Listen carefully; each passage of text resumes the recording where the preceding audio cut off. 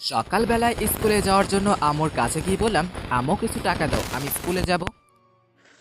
তোকে স্কুলে যেতে কে বলেছে? তুই স্কুলে গেলে বাড়ির কাজগুলো কে করবে? যা গিয়ে বাড়ির কাজ কর। তোর কোনো পড়াশোনা করার দরকার নেই। তখনই পিছন থেকে আমার খালাতো বোন এসে আম্মুকে বলল, খালামণি, আমি স্কুলে যাচ্ছি, আমাকে কিছু টাকা দাও।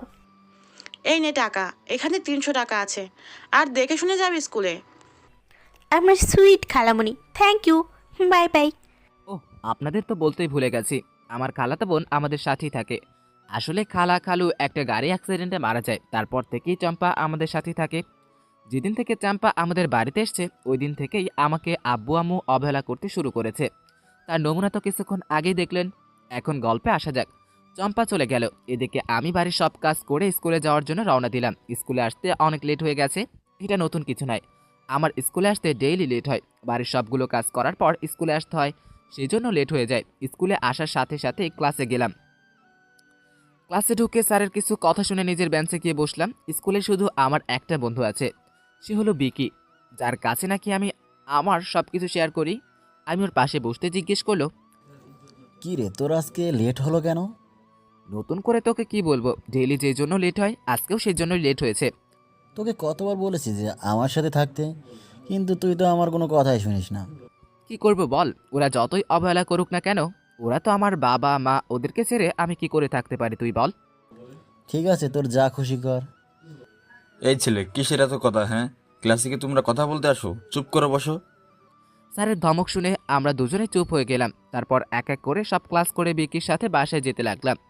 একটু দূরে গিয়েও রাস্তা চেঞ্জ করে অন্যদিকে চলে যাই, আর আমি অন্যদিকে। আমি বাসায় যেতে একটু লেট হয়ে যায়, তাই আম্মু আমার কাছে এসে গালে একটা চড় দিয়ে বলে, ওই, তোর স্কুল থেকে আসতে এত লেট হয় কেন? কার ঘরের মেয়ের সাথে টাঙ্কি মারিস? আজকে তোর বাবা আসুক, তোর দেখ অবস্থা কি করি। আমি মাথা নিচু করে দাঁড়িয়ে আছি আর আমার চোখ দিয়ে পানি পড়ছে। এমন সময় পিছন থেকে চাম্পা বলল, খালামণি, ও স্কুলে মেয়েদেরকে টিস করে। আজকে আমি ওকে বাধা দিয়েছি বলে আমাকে একটা চড় মেরেছে। এই দেখো, আমার গালে এখনও 5 আঙ্গুলের দাগ লেগে আছে। আমি চাম্পার কথা শুনে ওর দিকে তাকাই, ও দেখছি মিটমিটে হাসছে। আসলে ও মিথ্যা বলেছে, স্কুলে আমি কোনো মেয়েকে টিস করি না। ও এমনি আম্মুকে সব সময় বানিয়ে বানিয়ে কথা বলে, আর আম্মু তা বিশ্বাস করে আমাকে মারে। আজকেও ব্যতিক্রম হলো না, আম্মু আমাকে মেরে ঘুমের ভিতর দরজা বন্ধ করে দিল। এই বন্ধ ঘরেই পুরো রাত কেটে গেল। কেউ এসে জিজ্ঞেস করলো না যে তুই ঠিক আছিস তো। আব্বু তো কখনো জিজ্ঞেস করবে না সেটা আমি জানি, কিন্তু আম্মু এত নিষ্ঠুর হলো কিভাবে? তার নিজের ছেলের উপর একটু দয়া হয় না? সত্যি কি উনি আমার মা? সকালে কে যেন দরজা খুললো, আমি বুঝতে পেরে আছি এটা দেখি চম্পা এক বালতি পানি এনে আমার শরীরে ঢেলে দিল। পানি ঢালাতে আমার ঘুম ভেঙে গেল, পেটের খিদায় যেন আমার দম বেরিয়ে যাচ্ছে। তাই আমি চম্পাকে বললাম, আমার জন্য একটু খাবার নিয়ে আসবি? দাঁড়া, তোর জন্য আমি খাবার নিয়ে আসছি। কিছুক্ষণ পর চম্পা একটা থালি করে আমার জন্য ভাত নিয়ে আসলো। দেখে একটু খুশি হলাম। ভাতটা হাতে নিতেই খেতে যাব, এমন সময় দেখি কি একটা গন্ধ আসছে। আমি বুঝতে পারলাম এটা রাতের বাসি খাবার, তাই এরকম গন্ধ বেরোচ্ছে। পেটে প্রচুর খিদা, তাই আর কিছু না ভেবে খেয়ে নিলাম। আমার খাওয়া শেষ হতেই চম্পা এসে আমাকে বলল, ওই, যা দোকান থেকে আমার জন্য পুরি নিয়ে আয়, আমি খাবো। আর যদি আজকে তোর আসতে দেরি হয়, তখন তোকে কি করব নিজেও জানি না। এটা আজকে নতুন না, ডেইলি ওর জন্য আমার খাবার এনে দিতে হয়। ওই দোকানের খাবার ও খাবে, আমার বাসার খাবার ও খাবে। তারপর আমি হাঁটতে হাঁটতে দোকানে পৌঁছে গেলাম। দোকানটা বেশি দূরে নয়, আমাদের বাড়ির পাশেই। দোকান থেকে পুরি নিয়ে বাসায় চলে আসলাম। আস্তে আস্তে তাও একটু লেট হয়ে গেল। আমি এসে দেখি চম্পা আম্মুর সাথে রান্নাঘরে আছে। আমি গিয়ে চম্পাকে পুরোগুলি দিতে যাব, এমন সময় চম্পা বলল, এগুলো কি? আর আমাকে দিচ্ছিস না কেন এগুলো? তুমি তো আনতে বললে আমায়, সেজন্যই তো আমি নিয়ে আসলাম। আর তুমি বলছো এগুলো কি? তুই কি বলতে চাস? আমার মেয়ে মিথ্যা কথা বলছে? আর কি এগুলো, দে তো দেখি। এটা বলেই আম্মু আমার হাত থেকে খাবারটা নিয়ে নিল। খাবারটা খুলে দেখি ভিতরে পুরি রাখা। এটা দেখে আমার কাছে আসে। এসব কেনার জন্য টাকা কোথায় পেলি বল? কোথা থেকে চুরি করে এনেছিস টাকা? খালামণি, তুমি বিশ্বাস করো, আমি ওকে কোনো টাকা দেইনি, আর আমি এগুলো আনতেও বলিনি। তুমি কি আমাকে বিশ্বাস করো না? মা তুমি বিশ্বাস করো, আমি টাকা চুরি করিনি। এগুলো আনার জন্য চম্পা আমাকে টাকা দিয়েছে। চম্পার কথা শুনে আম্মু আমাকে আরও 3-4টা থাপ্পড় মেরে বলল, আজকে তোর খাওয়া দাওয়া বন্ধ। তুই আমার মেয়েকে মিথ্যাবাদী বানাস? দাঁড়া তুই। এটা বলেই আম্মু রান্নাঘরের ভিতরে চলে গেল।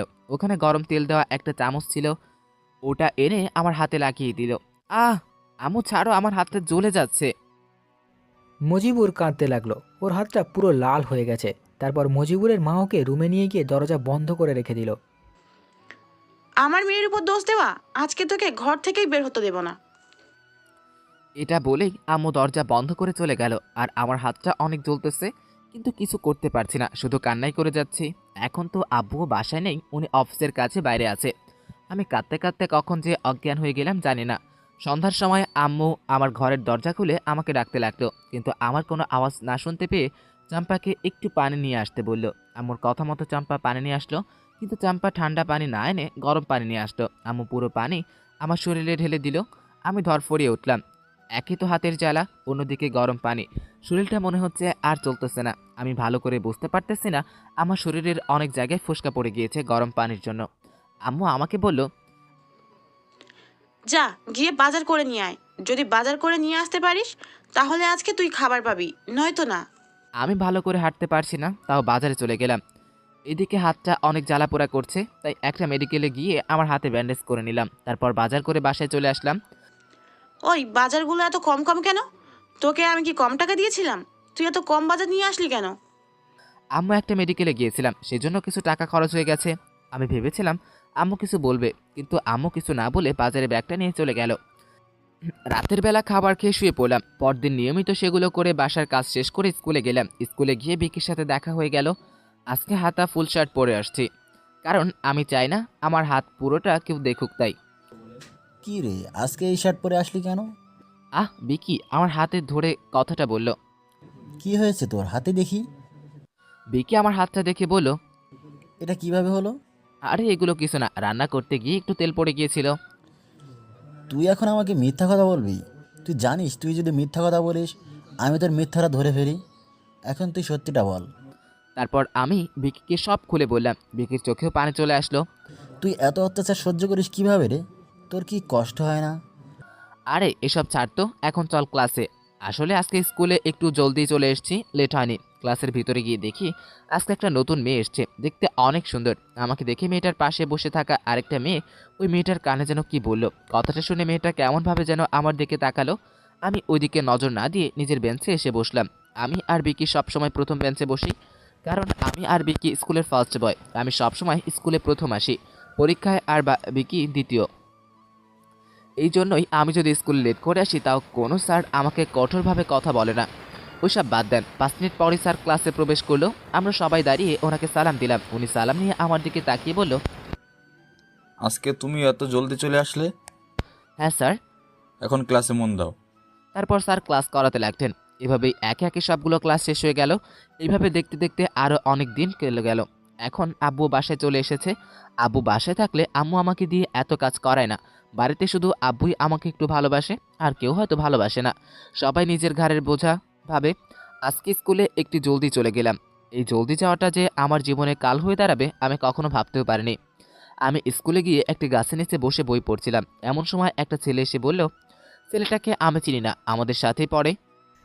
মুজিবর, তোকে জুই ডাকতেছি। কোথায়?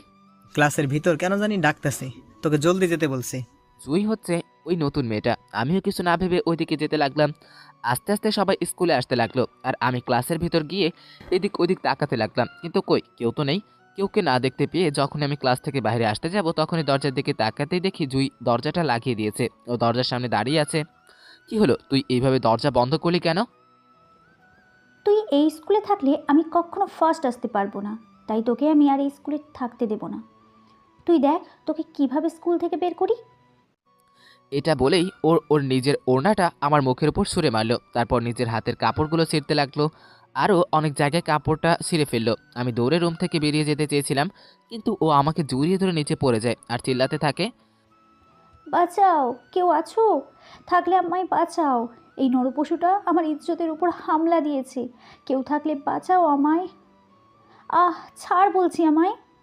ও চিৎকার করে যাচ্ছে, আর আমি চেষ্টা করছি ওকে ছাড়ানোর, কিন্তু মেয়েদের শরীরে যত জোর ওকে না দেখলে বুঝতে পারতাম না। ও চিৎকার করে যাচ্ছে, থামার কোনো নাম নাই।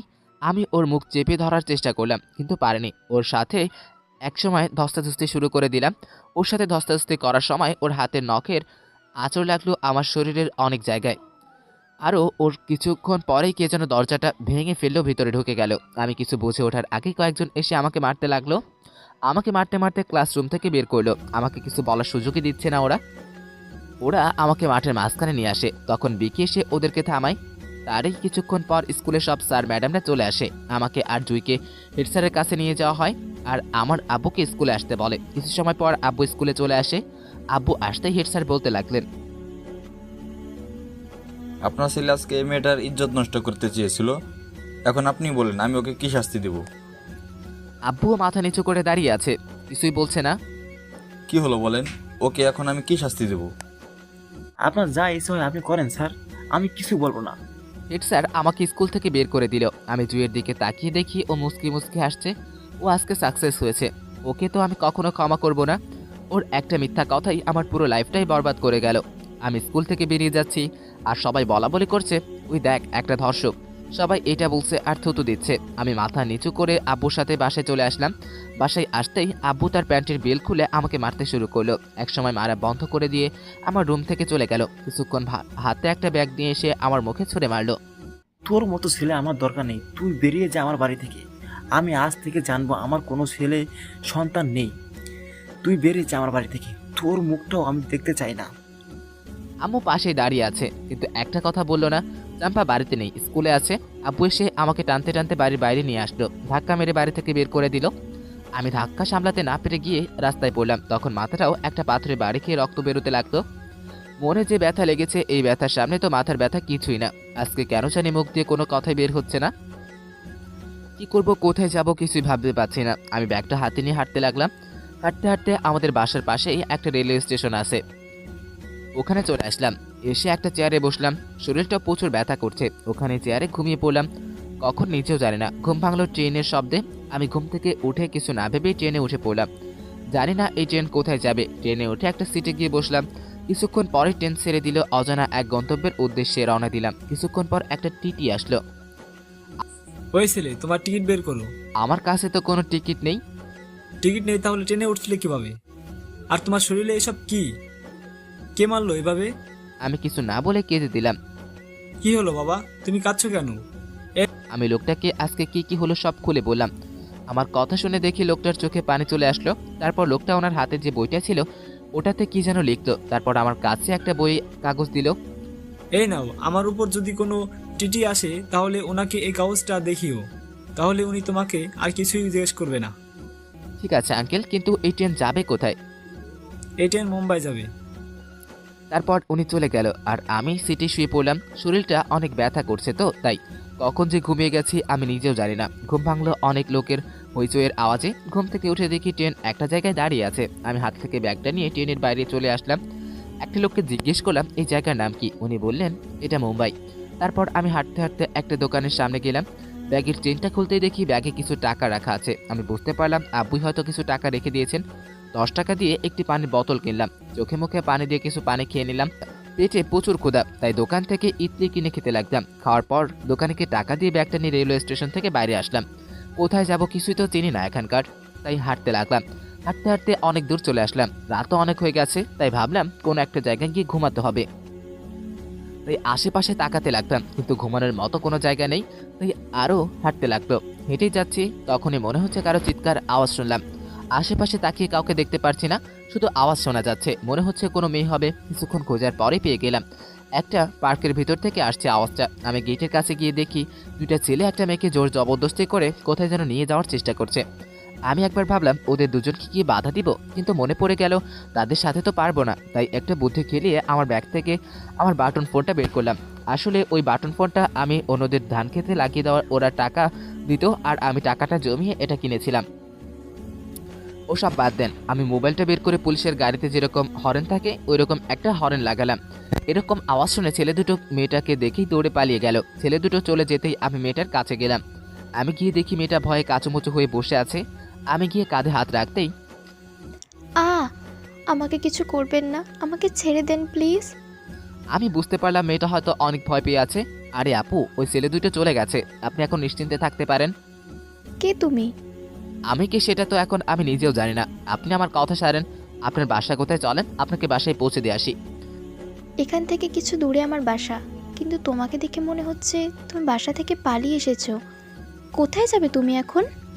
জানি না কোথায় যাব, আমি শহরে নতুন এসেছি, তাই আমি কিছু চিনি না, এজন্যই এদিক ওদিক ঘুরতেছিলাম।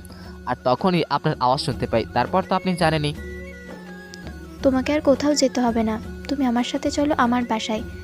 আজকে থেকে তুমি আমাদের সাথে থাকবে আমার বাসায়। আমার নিজেরও থাকার কোনো জায়গা নেই। যদি এখন এই আপুটার সাথে না যাই তাহলে এই ফুটপাতেই রাত কাটাতে হবে, আর যদি ফুটপাতে রাত কাটাই তাহলে রাতে কি হবে না হবে সেটা তো জানি না। তাই আমি ওনার সাথে ওনার বাসার উদ্দেশ্যে চললাম। বাসার সামনে যেতেই সিকিউরিটি গেট খুলে দিল, আমরা দুজন বাড়ির ভিতরে চলে গেলাম। আপুটা গিয়ে দরজা বেল বাজালো, বেল বাজাতেই একটা মহিলা দরজা খুলে দিল, হয়তো উনি আপুটার মা হবে। আপুকে সামনে দাঁড়িয়ে থাকতে দেখে মহিলাটাই আপুকে জড়িয়ে ধরলো। তুই ঠিক আছিস তো মা? আর তোর আসতে এত দেরি হলো কেন? তুই তো কোনোদিনও এত দেরি করে আসিস না। আন্টি হয়তো আমাকে দেখেনি, কারণ আমি আপুর পিছনে দাঁড়িয়েছিলাম। আমার দিকে আন্টির নজর পড়তেই আপুকে জিজ্ঞেস করলো আমি কে। আপু আন্টিকে কিছুক্ষণের আগের ঘটনা সব খুলে বলে। তখন আন্টি এসে আমার হাত ধরে বলল, তুমি যে কত বড় একটা উপকার করলে বাবা, তুমি নিজেও জানো না। আমার মেয়ে ছাড়া এই দুনিয়ায় আর কেউ নেই। ওর যদি কিছু হয়ে যেত তাহলে আমি বেঁচে থেকেও মরে যেতাম। তোমাকে ধন্যবাদ দিয়ে ছোট করব না। তুমি বাইরে দাঁড়িয়ে আছো কেন? ভিতরে আসো। তারপর আমি আর আপু ভিতরে চলে গেলাম। আন্টি আমার হাত ধরে একটা রুমে নিয়ে গেল। আজকে থেকে তুমি এই রুমে থেকো। জানি না তুমি কে, তোমাকে দেখে কেন জানি নিজের অনেক আপন কেউ মনে হচ্ছে। তোমার বিষয়ে সবকিছু পরে জানবো, আগে গিয়ে তুমি ফ্রেশ হয়ে আসো। মজিবুরের রুমের ভিতরে চলে যায়। মজিবুর চলে যেতেই মহিলাটা নিচে চলে যায়। অনেকক্ষণ হয়ে গেল মজিবুর রুম থেকে বের হয় না, তাই মহিলাটা মজিবুরের রুমে গিয়ে দরজা ধাক্কা দিতেই দরজা খুলে যায়। মহিলাটা রুমের ভিতরে তাকাতেই দেখে মজিবুর নিচে পড়ে আছে, তাই মহিলাটা মিনাকে ডাক দেয়। মহিলাটা ডাক শুনে মিনা জলদি করে উপরে আসে, এসে দেখে মজিবুর নিচে পড়ে আছে। আসলে ওর বাবা ওকে অনেক মেরেছিল। এতক্ষণ নিজের ব্যথা কন্ট্রোল করে রাখতে পারলেও এখন আর কন্ট্রোল করতে না পেরে অজ্ঞান হয়ে নিচে পড়ে যায়। মিনা আর ওর মা দুজনে মিলে রাতের বেলায় মজিবুরকে নিয়ে হসপিটালে চলে যায়। মজিবুরকে ডাক্তাররা চেক করতে লাগলো, কিন্তু মজিবুরের জ্ঞান ফিরছে না। এভাবে দেখতে দেখতে পুরো 3 দিন চলে যায়, মজিবুরের জ্ঞান ফেরে না। মজিবুর বয়সে অনেক কম, আরও 7 দিন ভালো করে কিছু খাওয়া দাওয়া হয়নি, সাথে তো ওর বাবার মার আছেই। ওসব সহ্য করতে না পেরে ওর অবস্থা এমন হয়ে গেছে। আমার জ্ঞান ফিরতে দেখি আমি কিছুর উপর শুয়ে আছি। আশেপাশে তাকিয়ে বুঝতে পারলাম আমি হসপিটালে আছি। আমি আস্তে আস্তে সবকিছু মনে করতে লাগলাম। আমি তো ঘরের ভিতরে ঢুকে গিয়েছিলাম, তখন তো নিচে পড়ে যাই, তারপর আর কিছু মনে নেই। আবার জ্ঞান ফেরার কিছুক্ষণ পরে ডাক্তার আন্টিকে ভিতরে আসতে বলে। আন্টি ভিতরে আসার পর, তুমি এখন ঠিক আছো তো বাবা? হ্যাঁ আন্টি আমি ঠিক আছি। আর তোমার শরীরে এসব মারের দাগ কোথা থেকে আসলো? আমাকে তুমি সব খুলে বলো। আমি আন্টিকে আমার বিষয়ে সব কিছু বললাম। আন্টির সাথে আপু ছিল। তোমার মনে এত কষ্ট তোমাকে দেখে তা বোঝাই যায় না। তুমি এখন বিশ্রাম নাও, আমরা কিছুক্ষণ পরেই বাসায় যাব। এটা বলেই আন্টি বাইরে চলে গেল ডাক্তারের সাথে কি কথা বলতে। আপু আমার কাছে এসে বলল, জানিস, আমি ছোট থাকতে চাইতাম আমার একটা ছোট্ট ভাই হোক, যার সাথে নাকি আমি ঝগড়া করব, তাকে অনেক আদর করব, সে আমার সাথে দুষ্টু মিষ্টি ঝগড়া করবে, রাগ অভিমান করবে। আজ থেকে তুই কি আমার সেই ভাই হবি? আমি কিছু বলছি না, শুধু আমার চোখ দিয়ে পানি পড়ছে। কি হলো, তুই কান্না করছিস কেন? জানো আপু, ছোট থাকতে থেকেই আমার আম্মু আমাকে কখনো আদর করেনি। আম্মুর সাথে তো ছিলাম, কিন্তু কখনো মনে হয়নি যে আমি আম্মুর সাথে আছি। কিন্তু আজকে আন্টিকে আর তোমাকে দেখে আমারও কেমন যেন নিজের আপন মনে হচ্ছে। হ্যাঁ, আমি হব তোমার যেরকম ছোট ভাই, কিন্তু আমাকে অনেক আদর করতে হবে। এখন তুই বিশ্রাম নে, আমরা বাড়ি গিয়ে পরে কথা বলবো, ওকে? আমরা আরও কিছুক্ষণ হসপিটালে থেকে বাসায় চলে আসলাম। বাসায় আসার পর আন্টি আমাকে আমার রুমে এসে দিয়ে গেল আর বলে গেল বিশ্রাম নিতে। আন্টির কথা মতো আমিও বিছানায় শুয়ে ঘুমিয়ে পড়লাম। ঘুম ভাঙতেই আমার মাথার পাশে কাউকে অনুভব করলাম। চোখ খুলে দেখি আপু আমার মাথায় হাত বুলিয়ে দিচ্ছে। আপু তুমি এখানে? ও, তোর ঘুম ভেঙে গেছে, যা গিয়ে ফ্রেশ হয়ে আয়, রাতের খাবার খেতে হবে। এত জলদি রাগ হয়ে গেল? সময়টা কি তোর আর আমার জন্য কি অপেক্ষা করে থাকবে যে রাত হবে না? আমি বুঝতে পারলাম আপুর সাথে কথা বলে কখনো পারবো না। ওই আর কিছু না বলে ফ্রেশ হতে চলে গেলাম। ফ্রেশ হয়ে নিচে খেতে গেলাম। গিয়ে দেখি আন্টি টেবিলে সাজাচ্ছে। আমি গিয়ে একটা চেয়ারে বসলাম। আন্টি, আঙ্কেল কোথায়? ওনাকে তো দেখছি না। আঙ্কেল আর বেঁচে নেই। অনেক বছর আগে তোর আঙ্কেল মারা গিয়েছে। ও সরি। থাক, তোরা সরি বলতে হবে না, যা হবার তা তো হয়ে গেছে। তুই এখন খাবার খাওয়া শুরু কর। আমার আর আন্টির কথার মাঝখানে আপু চলে আসলো। আন্টি আমাকে আর আপুকে খাবার বেড়ে দিচ্ছে আর আমরা দুজনে খাচ্ছি। তখন আমি আবার জিজ্ঞেস করলাম, তাহলে আন্টি তোমাদের পরিবার চলে কিভাবে? আমার আব্বুর অফিস ছিল, আর আমি এখন ওটা দেখাশোনা করি। তুই কিসে পড়াশোনা করতি? আমার এখন এসএসসি দেওয়ার সময়। যদি বাসে থাকতাম তাহলে কিছুদিন পরেই এসএসসি দিতাম, কিন্তু এখন মিনা, মজিবুর সুস্থ হলে তুই ওকে তোর ভার্সিটির পাশে যে স্কুলটা আছে ওইটায় ভর্তি করে দিস। ঠিক আছে আম্মু। এভাবে দেখতে দেখতে আরও অনেক দিন কেটে গেল। এখন আমি পুরোপুরি সুস্থ, তাই আজকে আপুর সাথে যাচ্ছি স্কুলে ভর্তি হতে। স্কুলে যেতে স্কুলের হেড স্যার আমার কাছে পুরনো সার্টিফিকেটগুলো চেয়েছে, কিন্তু আমার কাছে ওগুলো না থাকায় স্যারকে অনেক রিকোয়েস্ট করে স্কুলে ভর্তি হলাম। স্যার বলে দিল নিয়মিত স্কুলে আসতে, সামনে যেহেতু পরীক্ষা আছে তাই ভালো করে ক্লাস করতে বলল। আজকে ক্লাস না করে বাসায় চলে আসলাম। আর অন্যদিকে অনেক দিন হয়ে গেছে আমি স্কুলে যাই না, তাই বিকি আমাদের বাসায় গিয়েছে আমার খোঁজ নিতে। বিকি আমার কাছে গিয়ে জিজ্ঞেস করলো, আন্টি মজিবুর কোথায়? অনেক দিন হয়ে গেছে স্কুলে যায় না। ওই কুলাঙ্গারের বিষয়ে আমার কাছে কিছু জিজ্ঞেস করো না। ওকে জন্ম দেওয়াটাই আমার ভুল হয়েছে। ওকে যদি জন্মের সময় মেরে ফেলতাম তাহলে আজকে আমার মেয়েটাও জীবিত থাকতো, আর এত ঝামেলাও সহ্য করতে হতো না। আর ওকে ওর আব্বু বাসা থেকে বের করে দিয়েছে। মেয়ে বেঁচে থাকতো মানে? ও ছোটবেলায় ওর নিজের বোনটাকেই মেরে ফেলেছে, সেই জন্য ওকে এখন আর আমার সহ্য হয় না। আপনারা অনেক বড় ভুল করেছেন। আপনাদের ছেলেকে একটু যদি বোঝার চেষ্টা করতেন তাহলে আজকে এই দিন দেখতে হতো না। মজিবুর সবসময় বলতো ও দোষী, কিন্তু ও দোষী হওয়ার কারণটা কি সেটা আজকে জানলাম। যে ভুলটা ছেলেটা করেনি, আপনি সেই ভুলের শাস্তি দিয়েছেন ওকে। মানে?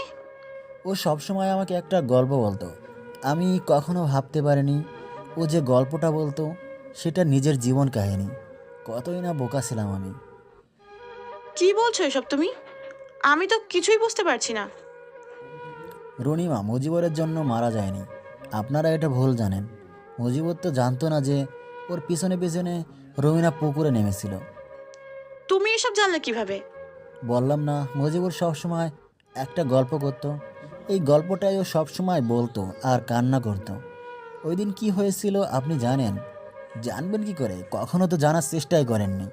আমি বলছি আজকে শোনেন। অনেক বছর আগে মজিবুর একদিন পুকুরে গোসল করতে যায়, কিন্তু ও পিছনে না তাকিয়ে অনেক বছর আগে মজিবুর একদিন পুকুরে গোসল করতে যায়, কিন্তু ও পিছনে তাকায় না। ওর পেছনে যে আরেকজন আছে সে বুঝতেও পারেনি। ও গোসল করে তো বাসায় চলে যায়, কিন্তু রুনিমা ওই দিন বাসায় আর ফিরে আসেনি। অনেক ছোট ছিল তো, তাই পুকুরে নামার পর আর উঠতে পারেনি। ওখানে রুনিমা মারা যায়। পুরো একদিন পর রুনিমার লাশটা সবাই খুঁজে পায় পুকুর থেকে। ওই দিন রুনিমার লাশটাকে ধরে অনেক কান্নাকাটি করে সবাই, কিন্তু যে মারা গেছে সে তো আর ফিরে আসে না। ওই দিন থেকেই মজিবুরের মা মজিবুরকে দেখতে পারে না। উনি ভাবে যে মজিবুরের জন্য রুনিমা মারা গেছে, কিন্তু মজিবুর ওই দিন জানতোই না যে ওর পেছনে রুনিমা পুকুরে গিয়েছিল। বিকির মুখে এসব কথা শুনে মজিবুরের মা অঝরে কান্না করে দেয়। ওই দিন একটা ভুলের জন্য নিজের ছেলেকে এতদিন অবহেলা করলেন, আর এখন আরেকবার ভুল বুঝে নিজের ছেলেকে নিজের থেকে দূর করে দিলেন। কিন্তু আমি ওকে একদিন না একদিন খুঁজে বার করবই, দেখে নিয়েন। এটা বলে বিকি মজিবুরের বাসা থেকে চলে যায়, আর মজিবুরের মা ওখানেই বসে কান্না করতে থাকে। যে ভুলের শাস্তি উনি দিয়েছেন উনি ছেলেকে, সেই ভুলটা আসলেই ও করেনি, এটা ভেবেই উনি আরও কান্না করতে লাগলো। তখনই পেছন থেকে চম্পা এসে মজিবুরের মার কাঁধে হাত রাখলো। অনেক বুঝিয়ে সান্ত্বনা দিল মজিবুরের মাকে চম্পা। আর এইদিকে মজিবুর বাসায় এসে শুয়ে আছি, আপু ভার্সিটিতে আছে। এভাবে সারা দিনটা কেটে গেল। রাতের বেলায় আন্টি আমি আপু খাবার খেতে বসলাম। আন্টি সবজির বাটিটা দাও তো। তুমি মিনাকে আপু বলে ডাকো, তাহলে আমাকে আন্টি বলে ডাকো কেন? আম্মু বলে ডাকতে পারো না? ঠিক আছে আন্টি, আজকে থেকে ডাকবো। ঠিক আবার? আছে আম্মু, এখন বাটিটা দাও। আন্টি বাটিটা দিয়ে নিজের হাতে আমার পাতে সবজি বেড়ে দিল। তিনজনে খাবার খেয়ে রুমে চলে গেলাম। পরদিন সকালে স্কুলে যাওয়ার জন্য বের হলাম। তখনই আপু বাসা থেকে গাড়ি নিয়ে এসে বলল, চল জলদি তোকে স্কুলে নামিয়ে দিয়ে আবার আমার ভার্সিটি যেতে হবে। ওকে চলো। তারপর আমি আর আপু আমার স্কুলে চলে আসলাম। আপু আমাকে নামিয়ে দিয়ে চলে গেল। স্কুলে যাব, কিন্তু ভিতরে যেতে কেমন নার্ভাস ফিল হচ্ছে। তো বুকে এক বস্তা সাহস নিয়ে ভিতরে চলে গেলাম, কিন্তু আমি তো ক্লাসরুম চিনি না। তাই আশেপাশে খুঁজতে লাগলাম কাউকে পাই কিনা জিজ্ঞেস করার মতো। হ্যাঁ, পেয়েছি। কিছু দূরে একটা ছেলে একা বসে আছে। আমি ওর কাছে গিয়ে জিজ্ঞেস করলাম, ভাইয়া 10-এর ক্লাস কোনটা, আমাকে একটু বলে দেবেন? স্কুলে নতুন নাকি? আমি ইজাজুল, তোমার সাথেই পড়ি। আমরা কি ফ্রেন্ড হতে পারি? ছেলেটা আমার দিকে হাত বাড়িয়ে দিয়ে বলল। আমি ওর সাথে হ্যান্ডশেক করে বললাম, ফ্রেন্ড কেন, একদম বেস্ট ফ্রেন্ড হব। তখনই ও আমার কাঁধে হাত দিয়ে বলল, তাহলে আজকে থেকে কোনো আপনি না, শুধু তুই। ওকে তাহলে চল এখন ক্লাসে যাওয়া যাক। ওকে চল। কি কপাল রে ছালা, আসতে না আসতেই একটা বন্ধু পেয়ে গেলাম। তারপর আমার ক্লাসে চলে গেলাম। ও দেখি পিছে গিয়ে বসতেছে। ওই কি হলো, পিছনে যাচ্ছিস কেন? আরে আমরা ব্ল্যাক বেঞ্চার, তাই পিছনে বসি। আমরা মানে, তোর কি আরো বন্ধু আছে নাকি? হ্যাঁ আছে তো, ওরা কিছুক্ষণ পরেই আসবে, তখন তোর সাথে পরিচয় করিয়ে দেব। এখন বস তো। আমি ওর সাথে বসে পড়লাম। কিছুক্ষণ পর আস্তে আস্তে সব ছাত্রছাত্রী ক্লাসে আসতে শুরু করলো। দুইটা ছেলে আর একটা মেয়ে আমাদের পাশে এসে বসলো। তখন ইজাজুল বলল, এই হচ্ছে প্রান্ত, এটা নয়ন, আর এটা হলো পেতনি। কুত্তা, আমি পেতনি, তুই একটা বাঁদর। থাক, তোর পরিচয় করিয়ে দিতে হবে না, আমি নিজেই পরিচিত হয়ে নিচ্ছি। হ্যালো, আমি মিম। আর তোর নাম কি? আমি মুজিবর। একে একে সবার সাথে পরিচিত হলাম। ওদের সাথে কথা বলার মাঝেই স্যার ক্লাসে প্রবেশ করলো। আমরা সবাই উঠে স্যারকে সালাম দিলাম। স্যার সালামের উত্তর দিয়ে সবাইকে বসতে বলল।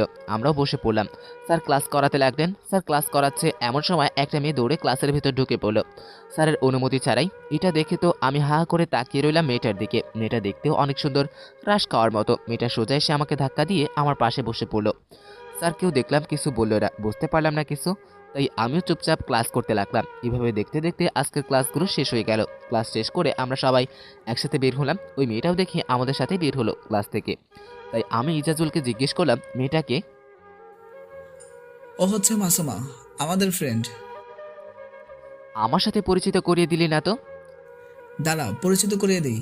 এই মাসুমা, এ হচ্ছে আমাদের নতুন ফ্রেন্ড মুজিবর। হাই। হ্যালো। তারপর সবার সাথে স্কুল থেকে বেরিয়ে আসলাম। গেটের বাইরে এসে দেখি একটা গাড়ি দাঁড়িয়ে আছে, আর মাসুমান এই গাড়িতে উঠে বসলো। হাত দিয়ে সবাইকে বাই জানিয়ে চলে গেল। তখনই আমি ইজাজুলকে জিজ্ঞেস করলাম, ওই মাসুমার বাবা কি অনেক বড় লোক নাকি? মাসুমার বাবা এখানকার এমপি। কি? হ্যাঁ, এটাই সত্য।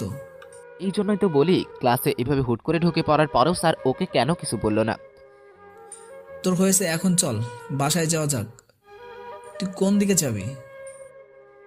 আমি ওই দিকে যাব, তুই কোন দিকে যাবি? আমি আমার ডান দিকে দেখিয়ে দিয়ে বললাম। তারপর আরে আমি তো এইদিকেই চলে যাব, তাহলে চল একসাথে যাওয়া যাক। আমি আর ইজাজুল একই সাথে যেতে লাগলাম। প্রান্ত, নয়ন আর মিম ওরা অন্যদিকে চলে গিয়েছে। ইজাজুলের সাথে কথা বলতে বলতে বাসার সামনে চলে আসলাম। ইজাজুল বলল ওর বাসা নাকি একটু দূরেই, তাই ও চলে গেল। আর আমি বাড়ির ভিতরে চলে আসলাম। বাড়িতে এসে দেখি আপু বসে খাবার খাচ্ছে, হয়তো কিছুক্ষণ আগেই ভার্সিটি থেকে এসছে। আমাকে দেখেই বলল, যা, জলদি গিয়ে ফ্রেশ হয়ে আয়, তোর জন্য বসে আছি। কোথায় বসে আছো? তুমি তো খাবার খাচ্ছ। আমি যদি আর কিছুক্ষণ পর আসতাম তাহলে তো তুমি খাবার খেয়ে নিতে। এখন কথা না বাড়িয়ে জলদি ফ্রেশ হয়ে আয়। আমি রুমে গিয়ে ফ্রেশ হয়ে আসলাম। আসলে রুমের মধ্যেই বাথরুম আছে। আমি নিজে এসে আন্টিকে বললাম জলদি খাবার দিতে। তুই এত জলদি করিস কেন? কোথায় যাবি তুই? তোমার সাথে অফিসে যাব তাই। থাক, তোর অফিসে যাওয়ার কোনো দরকার নেই, আমি একলাই সামলে নেব অফিসকে। আমি যদি তোমার সত্যিকারের ভাই হতাম তাহলে কি এভাবে বলতে পারতে? কে বলেছে তুই আমার ভাই না? তুই তো আমার ভাই। তাহলে আমাকে অফিসে নিয়ে যাচ্ছ না কেন?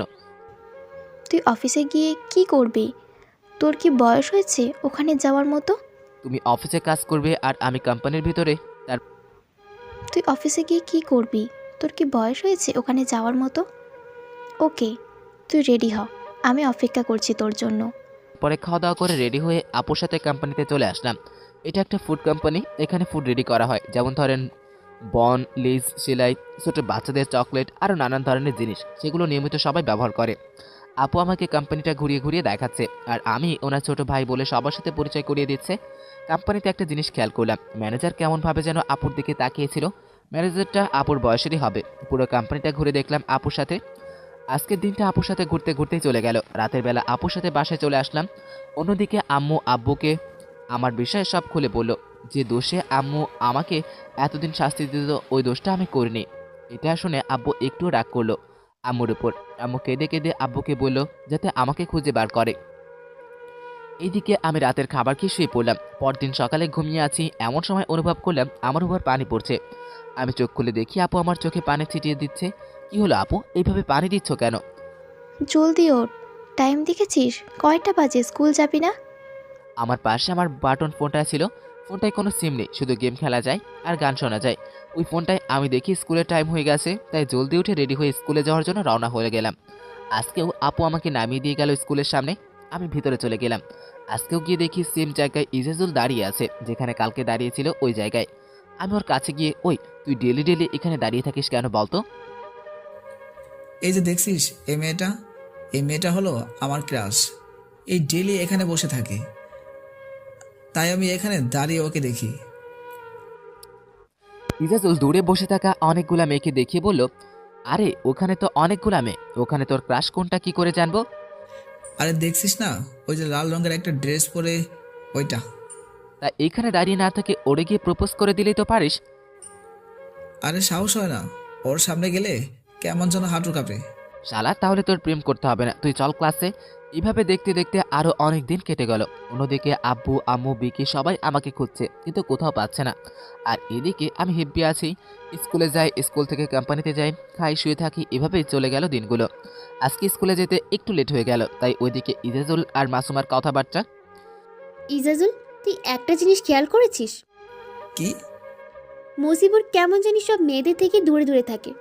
এতদিন হয়ে গেল ওকে এখনো দেখিনি কোনো মেয়েদের সাথে কথা বলতে। ও তো আমার আর মিমের সাথেও ভালো করে কথা বলে না। কেন রে, তুই কি কিছু জানিস? না রে, আমিও তো জানি না কেন যে মেয়েদের সাথে কথা বলে না।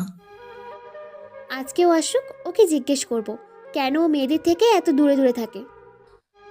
ওদের কথা বলার মাঝে আমি ওদের কাছে চলে আসলাম। কি রে ইজাজুল, আমাকে নিয়ে কথা বলছিস নাকি? হ্যাঁ, তোকে নিয়েই কথা বলছিলাম, আমরা দুজন। তা কি কথা বলছিলি আমাকে বল, আমিও শুনি। তুই মেয়েদের সাথে কেন কথা বলিস না? মাসুমা, মিম, ওরা আমাদের তো ভালো বন্ধু। তাহলে তুই ওরা দুজনের সাথে ভালোভাবে কথা বলিস না কেন? কারণ আমার ভয় করে মেয়েদের সাথে কথা বলতে। আমার সাথে একবার যা হয়েছে, আমি চাই না ওটা আবার হোক, তাই মেয়েদের সাথে এত দূরে দূরে থাকি। কি হয়েছে তোমার সাথে? আমাদের বলো, আমরা শুনবো। ওরা সবাই একসাথে বলল এই কথাটা। সময় হলে তোরা জানতে পারবি, এখন চল ক্লাসে। মজিবুর, তুমি তো কিছু না কিছু লুকাচ্ছ আমাদের কাছ থেকে, যে কথাটা তুমি আমাদের বলতে চাও না। কিন্তু আমি তো সব জেনেই ছাড়বো তোমার কাছ থেকে, কারণ এই প্রথমবার আমার কোনো ছেলেকে পছন্দ হয়েছে। তোমাকে তো আমার চাই, আমি যে তোমায় ভালোবেসে ফেলেছি। কেন বুঝতে পারো না তুমি এটা? কে রে মাসুমা, কি এত ভাবছিস? চল ক্লাসে। তারপর ক্লাসে চলে গেলাম। মাসুমা মেয়েটাকে কেন জানি আমার কাছে অনেক ভালো লাগছে। আমার মনে হচ্ছে ওকে আমি ভালোবেসে ফেলেছি, কিন্তু ওকে কখনো জানতে দিব না যে আমি ওকে ভালোবেসে ফেলেছি, কারণ ও অনেক বড় লোক আর আমি তো সামান্য একটা ছেলে, যাকে নাকি ওর মা বাবা বিশ্বাসও করতে পারে না, আর কোনো মেয়েকে বিশ্বাস করতে মন চায় না। যদি মাসুমাও জুইয়ের মতো করে তাহলে না থাক, বাবাও সব ভালোবাসার থেকে 10 হাত দূরে থাকবো আমি। এইভাবে দেখতে দেখতে আমাদের এসএসসি এক্সামের সময় চলে আসলো। পরীক্ষাগুলো ভালোভাবেই দিলাম। এখন দেখি রেজাল্ট কি আসে। রেজাল্টের দিন আমি শুয়ে আছি, তখন আপু এসে বলল,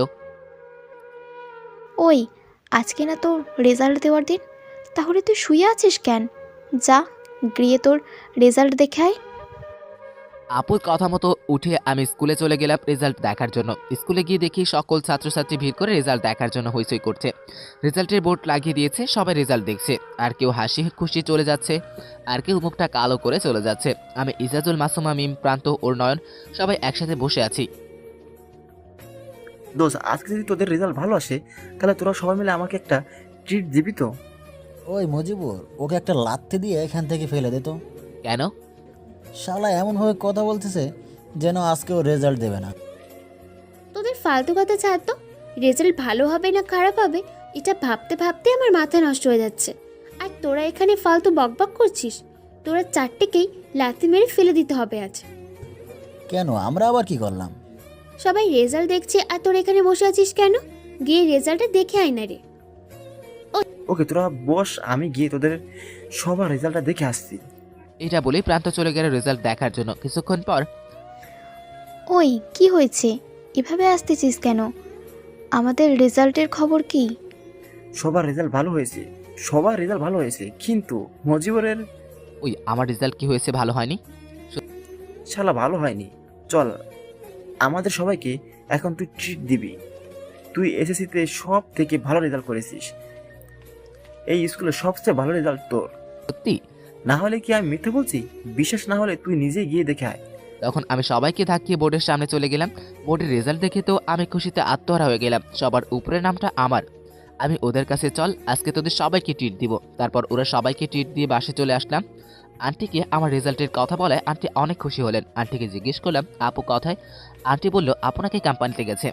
তাই আমি আন্টিকে বলে কোম্পানিতে চলে আসলাম আপুকে আমার রেজাল্টের বিষয়ে বলার জন্য। আমি কোম্পানিতে এসে দেখি আপু সবার সাথে বসে কি যেন মিটিং করছে। আমি তাই নক দিয়ে বললাম আপু আসতে পারে? হ্যাঁ, ভিতরে আয়। বাইরে দাঁড়িয়ে আছিস কেন? আমিও ভিতরে ঢুকে ওদের কথা শুনতে লাগলাম। ওদের কথা শুনে বুঝতে পারলাম একটা কোম্পানিতে মাল সাপ্লাই করতে চায় ওরা, কিন্তু ওই কোম্পানির মালিককে নাকি ওদেরকে বলছে আজকে না কালকে, কালকে না পরশু অর্ডার নেবে। আমি ওদের মাঝে কিছু বললাম না। আমি জানি আমি কিছু বললে ওরা শুনবে না, তাই ওদের কথায় বসে বসে শুনছি। মিটিং শেষে সবাই চলে যাওয়ার পর আপু জিজ্ঞেস করলো কি হয়েছে এখন বল তো? আপু আমার পরীক্ষার রেজাল্ট বেরিয়েছে আজকে, আর জানো আমি স্কুলে সবার থেকে ভালো রেজাল্ট করেছি। ওই উপলক্ষে তোকে তো একটা গিফট দিতে হয়, চল আমার সাথে। তারপর আপুর সাথে কোম্পানির বাইরে চলে আসলাম। আপু আমাকে নিয়ে একটা মোবাইলের দোকানে গেল, ওখান থেকে একটা মোবাইল কিনে দিল, ভিভো মোবাইল। অনেক ভালো লাগলো মোবাইল আমার কাছে, সাথে একটা সিমও কিনে দিল। তারপর আমরা দুজনে বাসে চলে আসলাম। এভাবে দেখতে দেখতে আরও অনেক দিন চলে গেল। আর আজকে আমি কলেজে যাব প্রথমবার। অনেকের কাছে শুনেছি কলেজে নাকি প্রথম র্যাগিং দেয়। যদি ওরা আমাকে র্যাগিং দেয় তাহলে এটা ভাবেই অনেক ভয় লাগছে। আর কলেজে শুধু আমি একলা ভর্তি হয়নি, আমার সাথে মাসুমা, ইজাজুল ওরা দুজনে ভর্তি হয়েছে। প্রান্ত নয়মিম ওরা অন্য কলেজে গেছে, হেঁটেই যাচ্ছে কলেজে, কারণ বাসা থেকে কলেজটা বেশি দূরে না। কলেজের গেটের সামনে দাঁড়িয়ে আছি ইজাজুলের জন্য। কল দিয়েছিল, আমাকে অপেক্ষা করতে বলেছিল, তাই কিছুক্ষণ পর ইজাজুল চলে আসলো। আমরা দুজন একসাথে কলেজের ভিতরে প্রবেশ করলাম। কলেজের ভিতরে গিয়ে তো পুরাই টাসকে খেয়ে গেলাম। ইজাজুল আর আমি দুজনের দিকে তাকিয়ে আছি শুধু, কারণ সামনে যা দেখছি তা বিশ্বাস করার মতো ব্যাপার না। একদম অবিশ্বাস্য একটা কাণ্ড ঘটছে, তাই আপনাদেরও বলি, না বলে তো বুঝবেন না আবার আপনারা। কারণ সামনে মাসুমা একটা গাড়ির উপর বসে আছে। এই রূপে ওকে কখনো দেখতে পারবো সেটা আমি দুজনে কখনো অ্যাকসেপ্ট করতে পারিনি। দুটো ছেলেকে সামনে কান ধরিয়ে উঠবোস করাচ্ছে। কি দেখছি আমি এটা, বিশ্বাসই হচ্ছে না আমার কাছে। যখন আমি আর ইজাজুল চলে যেতে নিব তখনই একটা ছেলে আমাদের ডাক দিল, ওই তোরা দুজন এখানে আয়, ম্যাম ডাকছে তোদের। আশেপাশে তাকিয়ে দেখছি ছেলেটা ম্যাম কাকে বলছে। ওই এদিক ওদিক কি তাকিয়ে দেখছিস, এদিকে আয়। আমরা দুজনে ছেলেগুলোর কাছে গেলাম যেখানে নাকি মাসুমা বসেছিল। তখনই মাসুমা বলল, তোরা দুজনকে ডাকছি কানে শুনিস না? আসতে তো দেরি হয়েছে কেন তোদের? মাসুমা তুই আমাদের সাথে এইভাবে কথা বলছিস কেন? তুই না আমাদের বন্ধু হস তাহলে? আমি বন্ধুত্ব করব তোদের সাথে? আরে স্কুলে আমি শুরু পরে কাছে ছিলাম, তাই তোদের সাথে বন্ধুত্ব করেছিলাম, বুঝলি বুদ্ধু?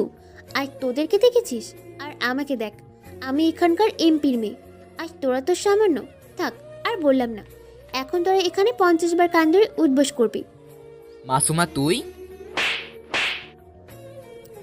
চুপ একদম।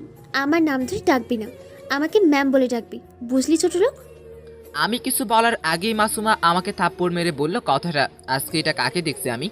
এটা তো মাসুমা হতেই পারে না। মাসুমা তো অনেক শান্তশিষ্ট একটা মেয়ে ছিল। আমরা দুজনে চুপচাপ দাঁড়িয়ে আছি, তখন কয়েকটা ছেলে এসে আমরা দুজনকে মারতে লাগলো আর বলল, ছোট লোকের বাচ্চা, ম্যামের কথা শুনিস না? তোদেরকে তো আজকে মেরেই ফেলবো। আমাকে আর ইজাজুলকে ওরা সবাই মিলে অনেক মারলো। মারা শেষ হলে ওরা আমরা দুজনকে এইভাবে ফেলেই চলে গেল। আমি ওখানে জ্ঞান হারিয়ে ফেললাম। তারপর কলেজে কি হলো কিছুই জানি না। যখন চোখ খুললাম তখন নিজেকে হসপিটালে আবিষ্কার করলাম। পাশেই আপু বসে কান্না করছে। কি হয়েছে আপু, তুমি কান্না করছো কেন? তোর জ্ঞান ফিরেছে ভাই? তুই ঠিক আছিস তো? আমরা তো অনেক ভয় পেয়ে গিয়েছিলাম। তোর এই অবস্থা হলো কিভাবে? আপুকে কিছু বলা যাবে না, তাই আমি কথা ঘুরিয়ে বললাম, আমাকে এখানে কে নিয়ে এসেছে আর আমার বন্ধুটা কোথায়? তোকে একটা ছেলে এখানে নিয়ে এসেছে, আর সে বলল তোকে নাকি আগে থেকেই চিনে। ও এখন গিয়েছে বাইরে খাবার খেতে। 2 দিন হয়েছে ছেলেটা তোর পাশে বসেছিল, কিছু খায়নি।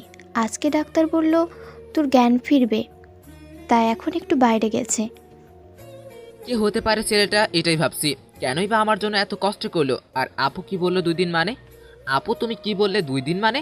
আমি 2 দিন অজ্ঞান ছিলাম নাকি? হ্যাঁ, তুই 2 দিন অজ্ঞান ছিলি। ডাক্তার তো বলেছিল তোর জ্ঞান কখনো ফিরবে না, ওরা বলতে পারবে না। এটা শুনে তো আমরা সবাই চিন্তায় পড়ে গিয়েছিলাম। আপু আমার সাথে তো আরো একটা ছেলে ছিল, ওকে কি হসপিটালে আনা হয়নি? আমি ইজাজুলের কথা জিজ্ঞেস করলাম আপুর কাছে। হ্যাঁ, আনা হয়েছে তো। ও এখন তোর পাশের কেবিনে আছে। ইজাজুল ঠিক আছে তো? ওর কিছু হয়নি তো? কিছু হয়নি বলতে অনেক কিছু হয়েছে। ছেলেটার পায়ে অনেক আঘাত লাগার কারণে পাটা ভেঙে গেছে, তাই ডক্টর বলেছে এটা ঠিক হতে অনেক সময় লাগবে। আমাকে একটু ওর কাছে নিয়ে যাবে? ওকে চল, আমি নিয়ে যাচ্ছি তোকে। তারপর আপুর কাঁধে ভর দিয়ে ইজাজুলের কেবিনে গেলাম। গিয়ে দেখি এক পা উপর করে ব্যান্ডেজ দিয়ে বাঁধা। ইজাজুলের পাশেই ওর আম্মু বসে রয়েছে। আমি ভিতরে গিয়ে ইজাজুলের আরেক পাশে বসলাম। আমাকে ক্ষমা করে দিস রে দোস্ত, আজকে তোর এই অবস্থা শুধু আমার জন্য হয়েছে। আমি যদি মাসুমার মুখের উপর কথা না বলতাম তাহলে হয়তো আজকে এই অবস্থা হতো না তোর। আরে দোস্ত, আমার কিছু হয়নি তো, তুই ঠিক আছিস তো? হ্যাঁ রে, আমি ঠিক আছি। তুই দেখিস ওই মাসুমাকে আমি ছাড়বো না, ওকে তো আমি শাস্তি দিয়ে ছাড়বো। সামান্য একটা ব্যাপারে কিভাবে মারলো আমাদের। আমরা কথা বলছি এমন সময় কেবিনে আরেকজন দৌড়ে ঢুকলো। তাকে দেখে তো আমি হা করে তাকিয়ে রইলাম তার দিকে। সে এসে আমাকে জড়িয়ে ধরলো। সারা কুত্তা হারামি, একে তো আমাকে না বলে গ্রাম থেকে চলে এসেছিস, তারপর আমার সাথে একদিনও যোগাযোগ করিসনি। তোকে কত খুঁজেছি তুই জানিস? আর তুই জানবি বা কী করে? তুই তো আমাকে বন্ধু ভাবিসনি। যদি আমাকে বন্ধু ভাবতি তাহলে আমাকে না বলে এভাবে আসতি না। কিন্তু তুই এখানে কেন? কিভাবে আসলি এখানে? আরে আর বলিস না, আজকে প্রথম দিন এই কলেজে ভর্তি হয়েছি। কলেজে ঢুকেই দেখি 2টো ছেলে নিচে পড়ে আছে, আর সবাই ভিড় করে তা দেখছে। আমি ওদের ভিড় ঠেলে যখনই তোকে দেখি তখন বিশ্বাস কর ভাই, এত খুশি হয়েছিলাম তোকে দেখে বলে বোঝাতে পারবো না। কিন্তু তোকে আর এই ছেলেটাকে যখন রক্তাক্ত অবস্থায় দেখলাম তখন আর ওখানে দাঁড়িয়ে না থেকে কিছু লোকদের ডেকে তোদের হসপিটালে নিয়ে আসি। এসব বাদ দে, এখন বল তুই কেমন আছিস আর এখানে কিভাবে? তারপর আমি বিকিকে সব খুলে বললাম কিভাবে আমি আপুদের বাসায় আসলাম, কিভাবে ইজাজুলের সাথে পরিচিত হলাম। আমি বিকিকে জিজ্ঞেস করলাম তুই এটা বলতো, তুই ওই কলেজে ভর্তি হলি কেন? আমাদের গ্রামে কি কলেজ নেই? এখানে আসার আমার প্রথম উদ্দেশ্য ছিল তোকে খুঁজে বের করা। কারণ আমি তোকে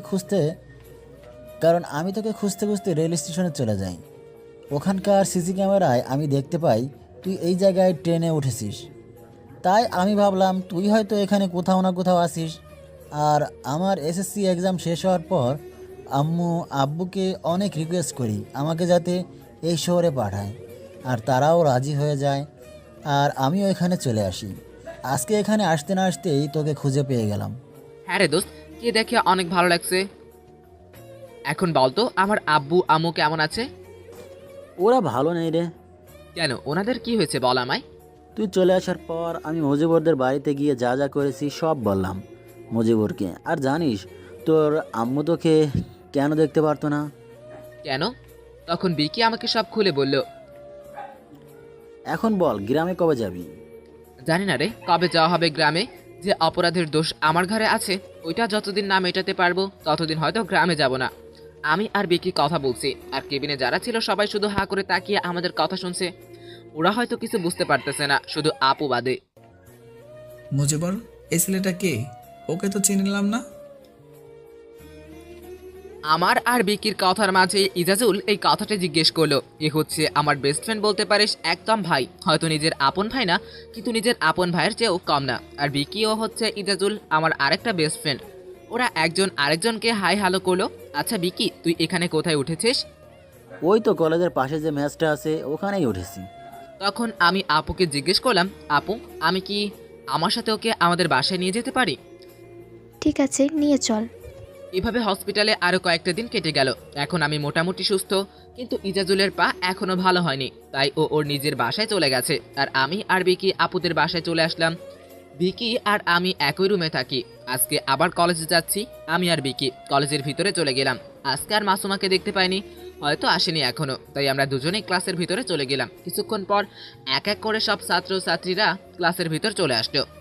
তারই কিছুক্ষণ পর একটা ম্যাডাম আমাদের ক্লাসে আসলো। আমরা সবাই দাঁড়িয়ে ম্যাডামকে সালাম দিলাম। ম্যাডামও আমাদের বসতে বলে ক্লাস শুরু করলেন। এইভাবে করে 3টা ক্লাস চলে গেল। দুপুরে লাঞ্চের সময় আমি আর বিকি বসে লাঞ্চ করছি। এমন সময় ক্যান্টিনে মাসুমা আরও সাথে অনেকগুলো মেয়ে ছেলে আসলো। মাসুমা সবাইকে উদ্দেশ্য করে বলল, গত 3 বছরের মতো এই বছরও আমি ছাত্রলীগের ইলেকশনে দাঁড়িয়েছি। আমার বিপক্ষে কি কেউ দাঁড়াবে? যদি কেউ দাঁড়াতে চায় তাহলে কালকে সকালে এসে প্রিন্সিপাল স্যারের কাছে তার নাম লিখিয়ে আসতে পারে। আমি জানি গত 3 বছর কেউ আমার বিপক্ষে দাঁড়ায়নি, তাই এবছরও কেউ দাঁড়াবে না। কেন দাঁড়াবে না? হেরে যাওয়ার ভয়ে নাকি কাউকে দাঁড়াতে দিস না তুই? তখন মাসুমা আমার কাছে এসে বলল, তোর মুখটা দেখি খুব চলে। ওই দিনের মারটা ভুলে গেলি নাকি? নাকি আজকে আবার মার খেতে চাস? কি তুই মারবি আমায়? How funny! আরে তোর কি ক্ষমতা আছে আমাকে মারার? ওই দিন তো তোর ছেলে পেলেরা আমাকে মেরেছিল, তুমি মারতে পেরেছিলে? এটা যখন বললাম তখন মাসুমা আমাকে থাপ্পড় দিতে চাইলো, আর আমি ওর হাতটা ধরে একটু মোচড়ে দিলাম। আহ, ছাড় বলছে, আমার হাত লাগছে কিন্তু। এটুকুতেই হাওয়া বেরিয়ে গেল।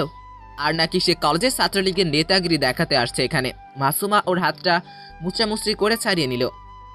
তোকে দেখে নেব পরে। তোকে একটা সেলফি তুলে দেই, তারপর সব সময় নিজের মোবাইল দেখিস। মাসুমা রেগে ফুসফুস করতে করতে ক্যান্টিন থেকে বেরিয়ে গেল। তখনই কিছু সিনিয়র ভাই আমাদের কাছে এসে বলল, ভাই তুমিই পারবে এই মেয়ের বিরুদ্ধে দাঁড়াতে। মানে তুমি এবার মাসুমার বিরুদ্ধে ইলেকশনে দাঁড়াবে, আমরা সবাই তোমাকে সাহায্য করব। 1 মিনিট, আমাকে আগে তোমরা এটা বলো তো, এই মেয়ে তো এতদিন এই কলেজে ভর্তি হয়নি, তাহলে ও এই কলেজের ছাত্রলীগের নেতা হলো কিভাবে? ভাই সবই টাকা। আর ওর বাবা এখানকার এমপি হওয়ায় ও এই কলেজে গত 3 বছর ধরে ইলেকশনে দাঁড়াচ্ছে, কিন্তু ওর বিরুদ্ধে কেউ দাঁড়াতে সাহস পায় না। কেন? ওর বিরুদ্ধে যে দাঁড়ায় না কেন, ইলেকশনের একদিন আগে তাকে আর খুঁজে পাওয়া যায় না। 2 বছর 2টা ছেলে দাঁড়িয়েছিল, ইলেকশনের দিন তাদেরকে আর খুঁজে পাওয়া যায়নি। ইলেকশনের 10 থেকে 12 দিন পর তাদের খুঁজে পাওয়া গেছে, তাই ভয়ে কেউ ওর বিরুদ্ধে দাঁড়ায় না। কিন্তু ভাই, আজকে তুমি যে সাহস দেখালে আমি বুঝে গেছি তুমি পারবে এই মেয়ের হাত থেকে কলেজের সবাইকে বাঁচাতে। ওই মেয়ের জন্য কলেজে ভালো করে একটা ছেলে একটা মেয়ে প্রেমও করতে পারবে না। এই দুঃখটা কাকে বলি ভাই বলতো? প্রেম করতে পারে না কেন? ও যদি কাউকে প্রেম করতে দেখে তাহলে প্রিন্সিপাল স্যারের কাছে গিয়ে কমপ্লেন করে দেয়, আর এই প্রিন্সিপালটা হচ্ছে ওর চাচা। ও যেটা বলে ওইটাই বিশ্বাস করে নেয়। ছেলে মেয়েদের প্রেম করতে দেখলে ওদের বিষয়ে আরও অনেক কিছু বানিয়ে বানিয়ে বলে, যার জন্য ওই ছেলে মেয়েদের শাস্তি দেওয়া হয়। এই জন্য এই কলেজে কোনো ছেলে মেয়ে কারোর সাথে প্রেম করে না। স্কুলে মাসুমা কিরকম ছিল আর এখানে তো পুরোটাই উল্টো। বুঝতে পারলাম মাসুমার বিরুদ্ধে কাউকে দাঁড়াতে হবে। কাউকে কি, আমি নিজেই দাঁড়াবো, কিন্তু আমাকে কেউ কি সাপোর্ট করবে? ভাই তুমি শুধু রাজি হও, ও সব আমরা সবাই দেখে নেব। ক্যান্টিনে সবাই একসাথে বললো, হ্যাঁ আমরা সবাই আছি আপনার সাথে। কিরে মুজিবুর, তুই তো দেখি সবার কাছে ফেমাস হয়ে যাচ্ছিস, আবার দেখিস আমাকে ভুলে যাস না। আরে শালা, তুই হচ্ছিস আমার কলিজা, তোকে ভুলবো কি করে বলতো? কেউ থাকুক বা না থাকুক, আমি আছি তোর সাথে সব সময়। আমরা সবাই আছি ভাই তোমার সাথে, তুমি দাঁড়াও। ওই মেয়ের বিরুদ্ধে। কিন্তু আমি এইসব ইলেকশনের বিষয়ে কিছু জানি না তো। আরে ভাই আমরা আছি তোমার সাথে, আমরা শিখিয়ে দেব। তুমি শুধু কালকে প্রিন্সিপাল স্যারের কাছে গিয়ে বলিও যে তুমি মাসুমার বিরুদ্ধে দাঁড়াবে, তাহলেই হবে। তারপরে কি করা যায় সব আমরা সবাই দেখব নে। ওকে ওকে, এখন চলো সবাই নিজের নিজের ক্লাসে যাও। তারপর এক এক করে সবাই ক্যান্টিন থেকে চলে গেল, কিন্তু ওই সিনিয়র ভাইয়াটা গেল না। কি হলো ভাই, তুমি যাবে না তোমার ক্লাসে? আমি তো তোমার নামেই জানি না, আগে আমরা পরিচিত হয়ে নেই তারপর যাব। ওকে, আমি মজিবুর আর ও হচ্ছে আমার বেস্ট ফ্রেন্ড বিকি। আর ভাই মিঠুন, তুমি আমাকে নাম ধরে রাখতে পারো আজকে থেকে, তাহলে ফ্রেন্ড। ওকে, এখন চলো। আমাকে তুই করে বলতে পারিস। ওকে, তাহলে চলো ক্লাসে যাওয়া যাক। তারপর মিঠুনও চলে গেল, আর আমি আর বিকিও নিজের ক্লাসে চলে গেলাম। আরও 2টা ক্লাস করে বাসায় চলে আসলাম। মজিবুর, এখানে আমার একটা পার্ট টাইম জব খুঁজতে হবে। কেন? তুই তো জানিস আমাদের ফ্যামিলির অবস্থা, আমার পড়ালেখায় অনেক টাকা খরচ হবে। ওই টাকা যদি আব্বু দেয় আমাকে, তাহলে আব্বুর অনেক কষ্ট হবে। তাই আমি একটা পার্ট টাইম জব করতে চাই, যাতে আমি আমার পড়ালেখার খরচ উঠাতে পারি। ওকে, আর কলেজের বিষয়টা নিয়ে কী ভাবলি তুই? তুই চাইলে আপুর কোম্পানিতে পার্ট টাইম জব করতে পারিস। তুই যদি রাজি থাকিস আমি আপুর সাথে কথা করবো তাহলে, আর আমিও কলেজ থেকে সেই ডেইলি আপু কোম্পানিতে যাই। কোন বিষয়? আর ইলেকশনে দাঁড়ানোর বিষয়টা। ওটা নিয়ে এখনো ভাবিনি, রাতে ঘুমানোর পর ভাববো। শালা, ঘুমানোর পর কেউ কিছু ভাবতে পারে নাকি? আমি ইন্টেলিজেন্ট মানুষ বলছি, আমি ঘুমানোর পরও সব ভাবতে পারি। তুই ছাড় তো তোর সব ফালতু কথা। এখন চল, আন্টি অনেকক্ষণ আগেই আমাদের ডেকে গিয়েছে, কিন্তু আমি আর বিকে খাবার টেবিলে গিয়ে দেখি আপু চলে আসছে। ভিকি, তোমার এখান থাকতে কোনো অসুবিধা হচ্ছে না তো? না আপু, কোনো অসুবিধা হচ্ছে না। আপু, তুমি বিকিকে তোমার কোম্পানিতে একটা কাজ দিতে পারবে? ও কলেজ শেষ করে এসে কোম্পানিতে যাবে, আবার রাতে আমি যখন আসি তখন চলে আসবে। এরকম কোনো কাজ আছে কি তোমার কোম্পানিতে? হ্যাঁ, আমিও তো দুটো ডেলিভারি করার লোক খুঁজতেছিলাম। ও চাইলে আমার কোম্পানিতে কাজ করতে পারে। আপু, তাহলে আমি ওর সাথে ডেলিভারি করব। তুই কেন? তুই তো অলরেডি একটা কাজ করতেছিস, তাই না? আপু, আমি এই শহরটা ঘুরে দেখতে চাই, আর আমি যদি ডেলিভারি করি তাহলে এই শহরটাও ঘুরে দেখা হবে, আর তোমার কোম্পানিরও কাজ হবে। ওকে, তোর যা মন চাই তুই তাই কর। খাবার সময় এত কথা বলে নাকি? তোরা চুপচাপ খেতে পারিস না? কখন থেকে কথা বলেই যাচ্ছিস। চুপ হওয়ার নামই নেই। তোরা খাবার পরে কথা বলতে পারবি না যে এখনই এত কথা বলছিস? আন্টির ধমক শুনে সবাই খাওয়া শেষ করে নিজের যে যার রুমে চলে গেল। ও, আপনাদের বলতে ভুলে গেছি, বিকি আজকে অন্য রুমে চলে গেছে, তাই আমিও আমার রুমে চলে গেলাম। রেডি হয়ে আপুর সাথে কোম্পানিতে চলে আসলাম, আমি আর বিকি। আপু বিকিকে কিছু কাজ বুঝিয়ে দিল, বিকিও আপুর দেখানো কাজে লেগে পড়লো। আর আমি আপুর কাছে গিয়ে বললাম, আপু একটা কথা বলবো? হ্যাঁ বল। আর তুই আমাকে কি বললি? এটার জন্য কি পারমিশন নিতে হয়? ওকে, আমি বলতে চেয়েছিলাম যে ওই দিন তোমার মিটিং করতেছিলে না, যে কোন কোম্পানি নাকি তোমাদের কোম্পানির মাল নিচ্ছে না। হ্যাঁ, ওটা অনেক বড় কোম্পানি। ওই কোম্পানি থেকে যদি আমাদের কোম্পানিতে মাল অর্ডার দেয় তাহলে আমাদের কোম্পানির অনেক লাভ হবে, কিন্তু ওই কোম্পানির মালিকটা তো আমাদের কথায় রাজি হচ্ছে না। আমি কি একবার চেষ্টা করে দেখব? তুই আবার কি চেষ্টা করবি? আজকে আমি ওই কোম্পানিতে ডেলিভারি দেওয়ার জন্য যাই, প্লিজ না করো না, আমার অনুরোধ এটা, প্লিজ প্লিজ। সবাই তো চেষ্টা করে দেখলো, না হয় তুই একবার চেষ্টা করে দেখ। ওকে, যা। আর এটা হলো ওই কোম্পানির অ্যাড্রেস। আপু আমাকে একটা ড্রেস দিল, আমি আপুর দেওয়ার ড্রেস বাইকে নিয়ে চলে আসলাম। কোম্পানিটার দিকে তাকিয়ে দেখলাম অনেক বড় কোম্পানি। গেট খুলে সিকিউরিটি থেকে পারমিশন নিয়ে ভিতরে চলে গেলাম। আমি গিয়ে দেখি কোম্পানির মালিক আর তার ম্যানেজার লিফটের সামনে দাঁড়িয়ে আছে, হয়তো উপরে যাওয়ার জন্য দাঁড়িয়ে আছে। তখন আমি দৌড়ে ওনার কাছে গেলাম। কে তুমি? আমি আইটিসি কোম্পানি থেকে এসেছি, আমাদের কোম্পানির অর্ডারটা যদি একটু কনফার্ম করে দিতেন তাহলে অনেক ভালো হতো স্যার। এখন আমি একটা কাজে যাচ্ছি, তুমি পরে আসো, অবশ্যই কনফার্ম করে দেবো। স্যার, আমি শুনেছি আপনি সবাইকে একই কথা বলেন, প্লিজ স্যার আমাদের অর্ডারটা একটু কনফার্ম করে নেন। আমি কথা দিলাম, তুমি পরে এসো, আমি অবশ্যই কনফার্ম করে দেবো। আমি আর কিছু বলতে যাব তখনই দেখি লিফট নিচে নেমে এসছে, আর ওরা দুজন লিফটের ভিতরে চলে গেল। আমি ফোনিকেই ভাবলাম উনি কি বললেন পরে আসলে অবশ্যই কনফার্ম করবে, তার মানে এটা ভেবেই আমি সিঁড়ি দিয়ে দৌড়ে উপরে চলে আসলাম। লিফট উপরে আসার আগেই আমি লিফটের সামনে গিয়ে হাঁপাতে লাগলাম, অনেক স্পিডে এসেছি দৌড়ে, তাই হাঁপানি উঠে গেল। কোম্পানির মালিক আর ম্যানেজার লিফট থেকে বেরিয়ে দেখে আমি ওদের সামনে দাঁড়িয়ে হাঁচছি। আমি বলেছিলেন না, পরের বার আসলে অবশ্যই অর্ডার দিবেন। ওই, তুমি কি আমাদের পিছু করছো? পাগল নাকি রে? ইনামুল, কিছু শিখো ওর কাছ থেকে, অনেক ইন্টেলিজেন্ট ছেলেটা। তোমার অর্ডার কনফার্ম, আমি তোমার কোম্পানির মালিকের সাথে কথা বলে নেব, তুমি এখন আসতে পারো। ধন্যবাদ স্যার, এটা বলে ওখান থেকে চলে আসলাম। আর কোম্পানির মালিক আপুকে কল দিল।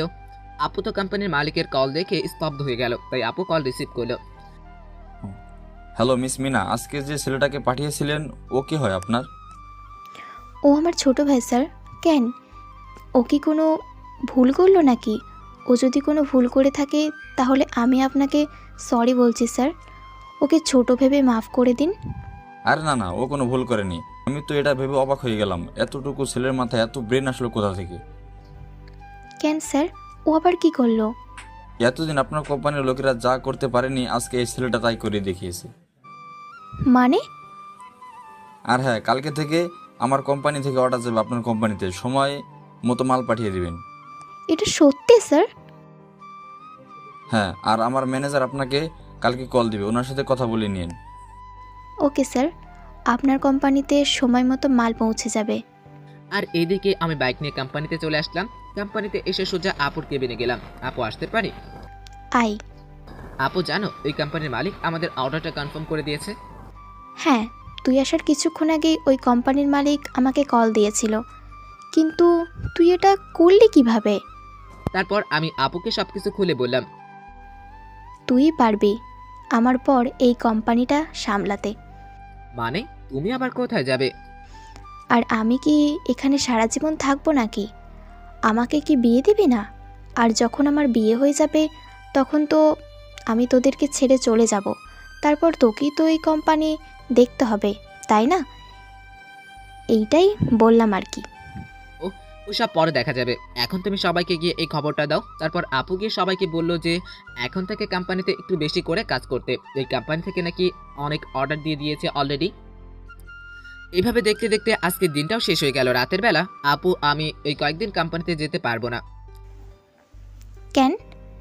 আমি আপুকে বললাম যে আমি কলেজের ছাত্রলীগের ইলেকশনে দাঁড়াবো। আপু হ্যাঁ বলো। তারপর আরও কিছুক্ষণ আপু, বিকি, আমি, আন্টি সবাই মিলে আড্ডা দিলাম। পরের দিন আমি একটাই কলেজে গেলাম, কারণ বিকি কোম্পানিতে গেছে, আপু একটা কাজ দিয়েছে তাই। কলেজে যেতে গেটের সামনে কলেজের ওই মিঠুন নামের ছেলেটাকে দেখলাম দাঁড়িয়ে আছে, সাথে আরও অনেক ছেলে মেয়ে আছে। আমাকে দেখি মিঠুন আমার কাছে এলো। কালকে তোর মোবাইল নাম্বারটা নিতেই ভুলে গেছি, এখন তোর নাম্বারটা দে আগে। আর চল জলদি প্রিন্সিপাল স্যারের রুমে। ওকে চল। আর এই নে আমার নাম্বার। তারপর আমার নাম্বারটা দিলাম, সবাই আমার নাম্বারটা লিখে নিলেও সবার মোবাইলে। চলে আসলাম প্রিন্সিপাল স্যারের রুমে। এসে দেখি মাসুমা অলরেডি দাঁড়িয়ে আছে প্রিন্সিপাল স্যারের রুমে। প্রিন্সিপাল স্যার কিসের জন্য দুটো ফাইল বের করলো, একটা ফাইল মাসুমাকে দিল আর একটা ফাইল আমার হাতে দিয়ে সাইন করতে বললো। আমিও সাইন করে দিলাম। আরও কিসের ফাইলে যেন সাইন করিয়ে নিল। তারপর সবাই মিলে প্রিন্সিপাল স্যারের রুম থেকে বেরিয়ে আসলাম। তোরা এখন যা, গিয়ে ক্লাস কর। আমি যাচ্ছি আমার ক্লাসে। আমিও হাঁটতে হাঁটতে নিজের ক্লাসে চলে আসলাম। ক্লাস করা শেষ, সকল ছাত্রছাত্রীদের বললাম যাতে সবাই আমাকে ভোট দেয়, সাথে আরও অনেক বক্তব্য দিলাম। এভাবে দেখতে দেখতে আজকের দিনটাও চলে গেল। পরের দিন আবার কলেজে ঢুকতেই সকল ছেলে পেলেরা আমার কাছে দৌড়ে আসলো। ভাই আপনি ইলেকশনে দাঁড়াচ্ছেন, আমরা সবাইকে এখন ট্রিট দেন। ট্রিটের কথা শুনে আমার মাথায় একটা শয়তানি বুদ্ধি আসলো। তোমরা সবাই কি মাসুমার টাকায় ট্রিট খেতে চাও? সবাই একসাথে হ্যাঁ বললো। আর বললো কিভাবে? তোমরা সবাই ব্যান্ডেজের ব্যবস্থা করো আর সাথে টমেটো সসের ব্যবস্থা করো। তারপর দেখো আমার প্ল্যান। কিছুক্ষণের মধ্যেই ওরা সব কিছু নিয়ে আসলো। আমি আমার হাতে ব্যান্ডেজ লাগালাম, মাথায় একটা ব্যান্ডেজ লাগালাম আর পায়েও ব্যান্ডেজ লাগালাম। তারপর মিঠিনকে সব কিছু খুলে বললাম আমার প্ল্যানের বিষয়ে। তারপর ল্যাংড়াতে ল্যাংড়াতে হেঁটে প্রিন্সিপাল স্যারের রুমে গেলাম। আমাকে এইভাবে দেখে প্রিন্সিপাল স্যার বলল, কি হয়েছে ওর? স্যার মাসুমা করেছে, ওর এরকম অবস্থা। ওর বিরুদ্ধে ইলেকশনে দাঁড়ানোর জন্য ও কিছু ছেলেপেলেদের দিয়ে ওকে এভাবে মার খেয়েছে। এখন আপনি কিছু ব্যবস্থা করেন স্যার।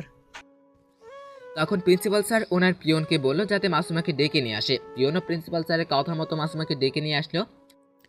কি হয়েছে চাচ্চু, আমাকে এভাবে এত আর্জেন্ট ডেকে আনলে কেন? তোমার কাছ থেকে এটা কখনো আশা করিনি। সামান্য একটা ইলেকশনে জেতানোর জন্য তুমি ছেলেটাকে এভাবে মার খাওয়াতে পারলে? ছেলেটার দিকে তাকিয়ে দেখো তো ভালো করে, ছেলেটা হাঁটতেও পারছে না। কিন্তু চাচ্চু আমি তো। চুপ করো তুমি, এখন তো তুমি এই ছেলের সব চিকিৎসা করাবে। না না স্যার থাক, ওনার চিকিৎসা করানোর দরকার নেই। কি ব্যথা, কি মারটাই না দিল ছেলেরা আমাকে। প্রিন্সিপাল স্যারকে একটু ইমোশনাল করার চেষ্টা করলাম। স্যার আপনি ওনাদের বলেন যে যাতে আমাদের টাকা দিয়ে দেয়, আমরা নিজে গিয়ে আমাদের বন্ধুকে হসপিটালে নিয়ে ভর্তি করাবো। মাসুমা কিছু বলতে যাবে তার আগে প্রিন্সিপাল স্যার মাসুমাকে ধমক দিয়ে বললেন, থাক, তোমার আর কিছু বলতে হবে না। ওদের যত খরচ লাগে এক্ষুনি দাও। আর কোনোদিন যদি এরকম বেয়াদবি করো তাহলে তোমার আব্বুকে বলবো যাতে তোমার এই কলেজ থেকে তোমাকে গিয়ে অন্য কলেজে ভর্তি করিয়ে দেয়।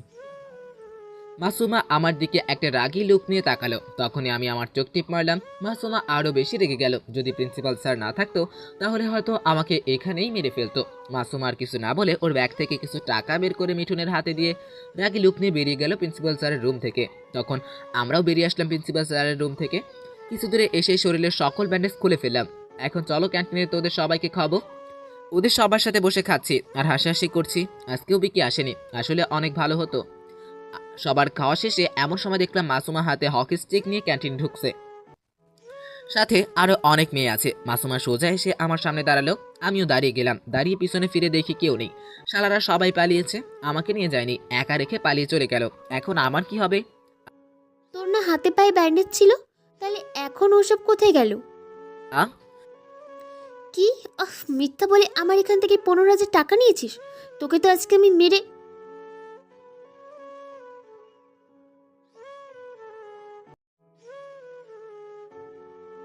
হ্যাঁ, মার এই ছোট লোকটাকে, মেরে আজকে এখানেই ফেলে রেখে চলে যাব। ওর কত বড় সাহস, তোর এখান থেকে 15,000 টাকা নিয়ে। দেখো মাসুমা, আমি তোকে সব বলছি। মাসুমা, তুই ওর কথা শুনিস না, আগে একে মেরে নে, তারপর ওর কথা শুনিস।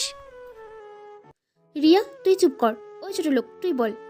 এই মেয়েটা দেখি অনেক বকবক করতেছে, এটাকেই ফাঁসিয়ে দিব নাকি? মার খাওয়ার আগে আমি কিছু বলতে চাই। দেখো মাসুমা, ওই ছোট লোক, তোকে আমার নাম ধরে ডাকার সাহস কে দিয়েছে? কিরে মাসুমা, মার ওকে। তুই ওর কথা শুনিস না, আগে ওকে মেরে নে, তারপর যা শোনার শুনবি। দেখছিস ছেলেটার কত বড় সাহস, তোর নাম ধরে ডাকে। তুই ছাড়িস না আজকে এই ছেলেটাকে। সরি ম্যাম, আমি যা বলেছি আগে এটা শুনেন।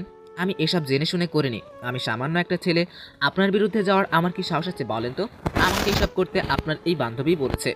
আমি রিয়া নামের মেয়েটাকে দেখিয়ে দিয়ে বললাম, আর এই মেয়েটা বলেছে যদি আমি আপনার বিরুদ্ধে গিয়ে ইলেকশনে জিতে যাই তাহলে নাকি আমি এই কলেজে সবার উপরে রাজ করতে পারবো। আরও অনেক বুদ্ধি দিয়েছে আমাকে যাতে আপনার বিরুদ্ধে দাঁড়ানোর জন্য। মাসুমা তুই বিশ্বাস কর, আমি এসব কিছু করিনি। আপনি আমাকে বিশ্বাস করেন, এই জন্যই তো আমাকে আপনার সামনে কিছু বলতে দিচ্ছে না। যদি আমি ওর বিষয়ে আপনার কাছে সব বলে দেই তাহলে ওর কি হবে? এই জন্য আমাকে আপনার হাতে মার খাওয়ানোর ধান্দা করতেছে। এখন দেখি তোর কি হয় রিয়া। অনেকটা বকবক করছিলি। মাসুমা রিয়ার দিকে তাকিয়ে বলল, তুই আমার বান্ধবী হয়ে আমার বিরুদ্ধে চক্রান্ত করিস? আজকে থেকে তুই আমার বান্ধবী না, তুই তোর মতো আর আমি আমার মতো। আজকে থেকে তুই আমার সাথে কথা বলবি না, যা এখান থেকে বলছি। ওরা দুজনের কথার ফাঁকেই আমি এক দৌড়ে ক্যান্টিন থেকে বেরিয়ে আসলাম। ক্যান্টিন থেকে বেরিয়ে একটা বড় করে নিঃশ্বাস নিলাম। অনেক বড় বাচ্চা বেঁচে গেলাম। আমি ওই ছেলেপেলেদের কাছে গেলাম, তোরা কি করে পারলি আমাকে এইভাবে একলা ফেলে চলে আসতে? আমাদের ক্ষমা করে দেই, মাসুমাকে দেখে অনেক ভয় পেয়ে গেছিলাম, তাই ওখান থেকে এভাবে পালিয়ে এসেছি। আর কখন এরকম হবে না, সরি। কিন্তু তুই ওখান থেকে বেঁচে আসলি কিভাবে? আমি ওদের সঙ্গে সব কিছু খুলে বললাম। ওরা সবাই হাহা করে হাসতে লাগলো। এভাবেই অনেক মজা করে কেটে গেল আরও কিছুদিন। আজকে সবাই বের হয়েছি, যতগুলো ক্লাস আছে সবগুলো ক্লাসে গিয়ে বলতে, যাতে সবাই আমাদের ভোট দেয়। এক এক করে অনেকগুলো ক্লাসের ভিতরে গিয়ে ভাষণ দিলাম। আরেকটা ক্লাসে ঢুকতে যাব, তখন দেখি মাসুমা বের হচ্ছে ওই ক্লাস থেকে। আমি ওর সামনে যেতেও ও আমাকে ধাক্কা দিয়ে সরিয়ে বাইরে চলে গেল। সবগুলো ক্লাসে ভাষণ দেওয়া শেষ হলেই সবাই মিলে আড্ডা দিয়ে বাসায় চলে আসলাম। আজকে ভোটের দিন, সবাই ভোট দিতে যাচ্ছে এক এক করে। আমি বিকি আরও বাকি বন্ধুরা বসে আছি ভোট কেন্দ্রের বাইরে। আমারই পাশে পায়ের উপর পা তুলে বসে আছে মাসুমা, আমার সাথে ওর সাঙ্গপাঙ্গরা। তখনই মাইকে অ্যানাউন্স করলো আর 1 ঘন্টা পর ফাইনাল রেজাল্ট জানানো হবে। 1 ঘন্টা পর সবাই টেনশনে বসে আছি, কি হবে রেজাল্ট, আমি জিতবো নাকি মাসুমা? তখনই অ্যানাউন্স করলো, এমন একটা কথা বললো যা শুনে সবাই হা করে তাকিয়ে রইল। কারণ মাইক বললো আমি আর মাসুমা দুজোই একই সমান ভোট পেয়েছি। তখন প্রিন্সিপাল স্যার এসে বলল, যেহেতু তোমরা দুইজনই সমান ভোট পেয়েছো সেজন্য আমি একটা ডিসিশন নিয়েছি। ডিসিশনটা হলো এটা, সকাল থেকে লাঞ্চ পর্যন্ত 1 সপ্তাহ একজনের দায়িত্ব থাকবে, আবার আরেকজনের দায়িত্ব থাকবে লাঞ্চের পর থেকে ছুটি পর্যন্ত। 1 সপ্তাহ পর এটা চেঞ্জ হবে। তোমরা কি বলো? প্রিন্সিপাল স্যারের কথায় সবাই হ্যাঁ সম্মতি জানালো। প্রিন্সিপাল যাওয়ার পর মাসুমা হ্যাঁ বা না কিছুই বলেনি, শুধু চেয়ারটায় লাথি মেরে ওখান থেকে চলে গিয়েছে। আজকে মাসুমার মুখটা দেখার মতো ছিল। আমিও আর কিছু না বলে ছেলে মেয়ের সাথে আড্ডা দিতে বসে গেলাম ওখানে। এভাবে পুরো 2 মাস কেটে গেল। আজকে অফিস থেকে আসতে একটু রাত হয়ে গেল, তাই বিকি আর আমি হেঁটে হেঁটে আসছি অফিস থেকে, কারণ আপুকে পাঠিয়ে দিয়েছি বাসায় গাড়িটা দিয়ে। দুজন খুব হাসাহাসি করে রাস্তা দিয়ে হেঁটে আসছি। এমন সময়, মজিবুর, কারো চিল্লানোর আওয়াজ শুনতে পারছিস? না তো, কেন কি হয়েছে? প্লিজ হেল্প, ছাড় বলছি, আমায় কেউ বাঁচাও প্লিজ। হ্যাঁ শুনতে পেলাম তো, ওই দিক থেকে মনে হচ্ছে আওয়াজটা আসছে, চল তো গিয়ে দেখি। আমি আর বিকি ওইদিকে গিয়ে দেখি 4-5টা ছেলে মিলে কারোর সাথে জোর জবরদস্তি করছে। ওই কি হচ্ছে এখানে? হ্যাঁ, আমার আওয়াজ শুনে ছেলেগুলো একটু চাকু বের করে মেয়েটার হাতে এক পুশ দিয়েই দিল দৌড়। মেয়েটা হাত ধরে চিল্লাতে লাগলো। আমি আর বিকি মেয়েটার কাছে গেলাম। এতক্ষণ অন্ধকারের জন্য ভালো করে মেয়েটার চেহারা দেখতে পাইনি। কাছে যেতেই দেখলাম এটা আর কেউ না, মাসুমা। মাসুমা তুই এখানে? ওটাও এত রাতে? আমি আর কিছু বলার আগেই মাসুমা সোজা আমাকে জড়িয়ে ধরলো। প্লিজ আমাকে হাসপাতালে নিয়ে চল। মাসুমা কথা বলতে বলতেই অজ্ঞান হয়ে গেল। বিকি, ধর একে হসপিটালে নিয়ে যেতে হবে। আমি আর বিকি মিলে মাসুমাকে হসপিটালে নিয়ে আসলাম। ডক্টর মাসুমার হাতে ব্যান্ডেজ করে দিল। বুঝলাম না, সামান্য একটু কেটে যেতেই ও অজ্ঞান হয়ে গেল কেন? ডক্টর, ওর কি কোনো সমস্যা আছে যার জন্য সামান্য একটু কেটে যেতেই অজ্ঞান হয়ে গেল? আর শরীর থেকে এত রক্ত বের হয়েছে বুঝলাম না, কিছু আমাদের একটু বুঝিয়ে বলবেন? ও শরীরে একটা সমস্যা আছে, যার জন্য সামান্য একটু কাটলেই রক্ত বেরোতে শুরু করে। আর সময় মতো আজকে তোমরা ওকে হসপিটালে নিয়ে এসেছো, দেখে ওর জ্ঞান ফিরেছে। না হলে আজকে হয়তো ওই কোমায় চলে যেত। কি কি বলছেন স্যার? সামান্য একটু কাটতেই কোমায় চলে যেত মানে? বললাম না, ওর শরীরে একটা সমস্যা আছে, ওই সমস্যার কারণে। থাক স্যার, আজকে আর এত কিছু বোঝার সময় নেই। এখন কি আমরা ওকে নিয়ে যেতে পারি? হ্যাঁ অবশ্যই নিয়ে যেতে পারো, কিন্তু সাবধানে, কোনোভাবে যাতে ওর শরীরে না কাটে এটার ব্যাপারে খেয়াল রাখবে। ওকে, তাহলে ওকে নিয়ে যাচ্ছি এখন আমরা। তারপর মাসুমাকে নিয়ে হসপিটালের বাইরে চলে আসলাম। হসপিটালের বাইরে থেকে একটা রিক্সা ভাড়া করে মাসুমার বাড়ির সামনে চলে আসলাম।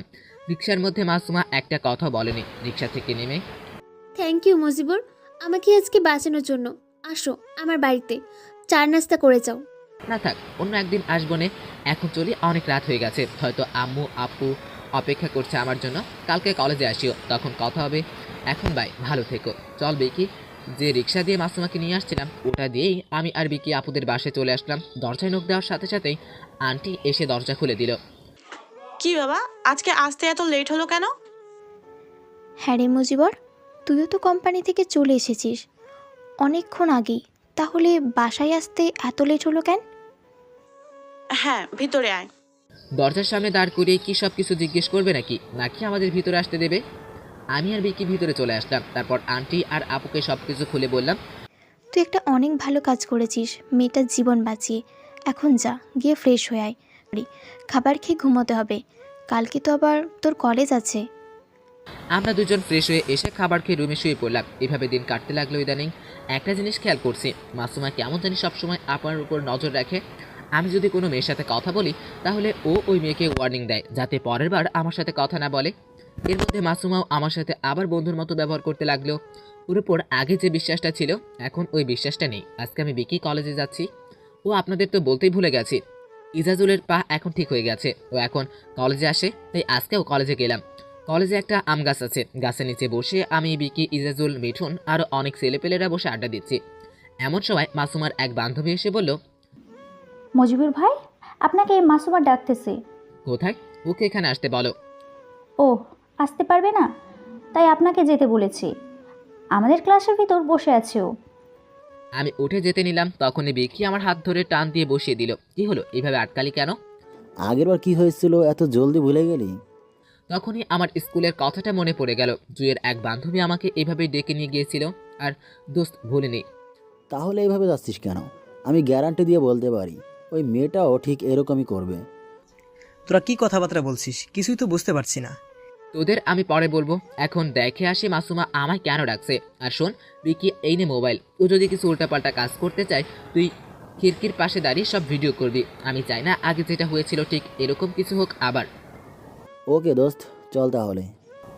তারপর বিকি আর আমি ক্লাসের সামনে চলে গেলাম। তুই ওই খিড়কির পাশে যা, আমি ভিতরে যাচ্ছি। আমি যা ভাবে ভিতরে গেলাম, ভিতরে যেতেই সব ধারণা আমার উল্টো হয়ে গেল। কারণ মাসুম আমার সামনে হাঁটু গেড়ে বসে হাতে একটা ফুল নিয়ে বলতে লাগলো, দেখো, আগে যা হয়েছে সব কিছু ভুলে যাও। আর আমিও ভুলে গেছি। আর ওই দিন তুমি আমার যে সাহায্যটা করেছো, তুমি অনেক ভালো একটা ছেলে। আমি ভেবে দেখেছি সব ভুলগুলো আমারই ছিল। আমাকে প্লিজ ক্ষমা করে দাও। আর প্লিজ আমাকে যা কিছু হয়েছে সব কিছু ভুলে যাও। আমিও ভুলে গেছি। এখন যা বলতে চেয়েছিলাম, হ্যাঁ বল, কি বলতে চেয়েছিলি? I love you. জানি না কখন তোমাকে ভালোবেসে ফেলেছি। তোমার প্রতি আমি অনেকটাই দুর্বল। প্লিজ আমার ভালোবাসাটা অ্যাকসেপ্ট করে নাও। তোমাকে কখনো কষ্ট পেতে দেব না। অনেক ভালোবাসবো তোমায়। আগে তুমি উঠে দাঁড়াও, তারপর বলছি। না, আগে তুমি আমার উত্তর দাও, তারপর দাঁড়াবো। না হলে আমি এখানেই বসে থাকবো। আগে উঠো তো, তারপর বলতেছি। না, উঠতে বলছি না, এত জোর দেখাও কেন? সব সময় একটু ধমকের সুরে বললাম। ও আমার ধমক শুনে উঠে দাঁড়ালো আর নিচের দিকে মুখ করে দাঁড়িয়ে রইলো। এখন বলো। দেখো, তুমি আমার বিষয়ে কিছুই জানো না। আমি কিছু জানতে চাই না। আমি তোমাকে ভালোবাসি এটাই জানি। তুমি আজকে থেকে আমাকে ভালোবাসবে কিনা সেটা বলো। দেখো মাসুমা, একদম পাগলামি করবা না। আমি কি বলছি আগে ওইটা শোনো। হ্যাঁ বলো। দেখো, আমি তোমাকে এখন ভালোবাসি এই কথাটা বলতে পারবো না। কেন? আমার কাছে তোমাকে দেওয়ার মতো কিছুই নেই। আরে আমি যেখানে থাকি ওই বাসাটা তো আমার নিজের না। তোমাকে নিয়ে আমি রাখবো কোথায়, ওটারও কোনো ঠিকানা নেই। মানে কী সব বলছো তুমি? আমি তো কিছু বুঝতে পারছি না। তোমাকে একলা না, আজকে সবাইকে বলবো আমার সাথে কি হয়েছিল, কেনই বা আমি এখানে আসলাম। তারপর আমি আমার যত বন্ধু ছিল সবগুলোকে ডেকে ক্লাসের ভিতরে নিয়ে আসলাম। ওদের সবাইকে বললাম আমার সাথে ঠিক কি হয়েছিল। এজন্যই তো বলি, মাসুমা যখন মুজিবরকে ক্লাসের ভিতরে আসতে বলল তখন বিকি কেন ক্যামেরা নিয়ে পিছনে পিছনে আসছিল। এখন বুঝলাম সব কিছু। মজিবুর, তুমি আমাকে ওই মেয়ের মতো ভাবতে পারলে?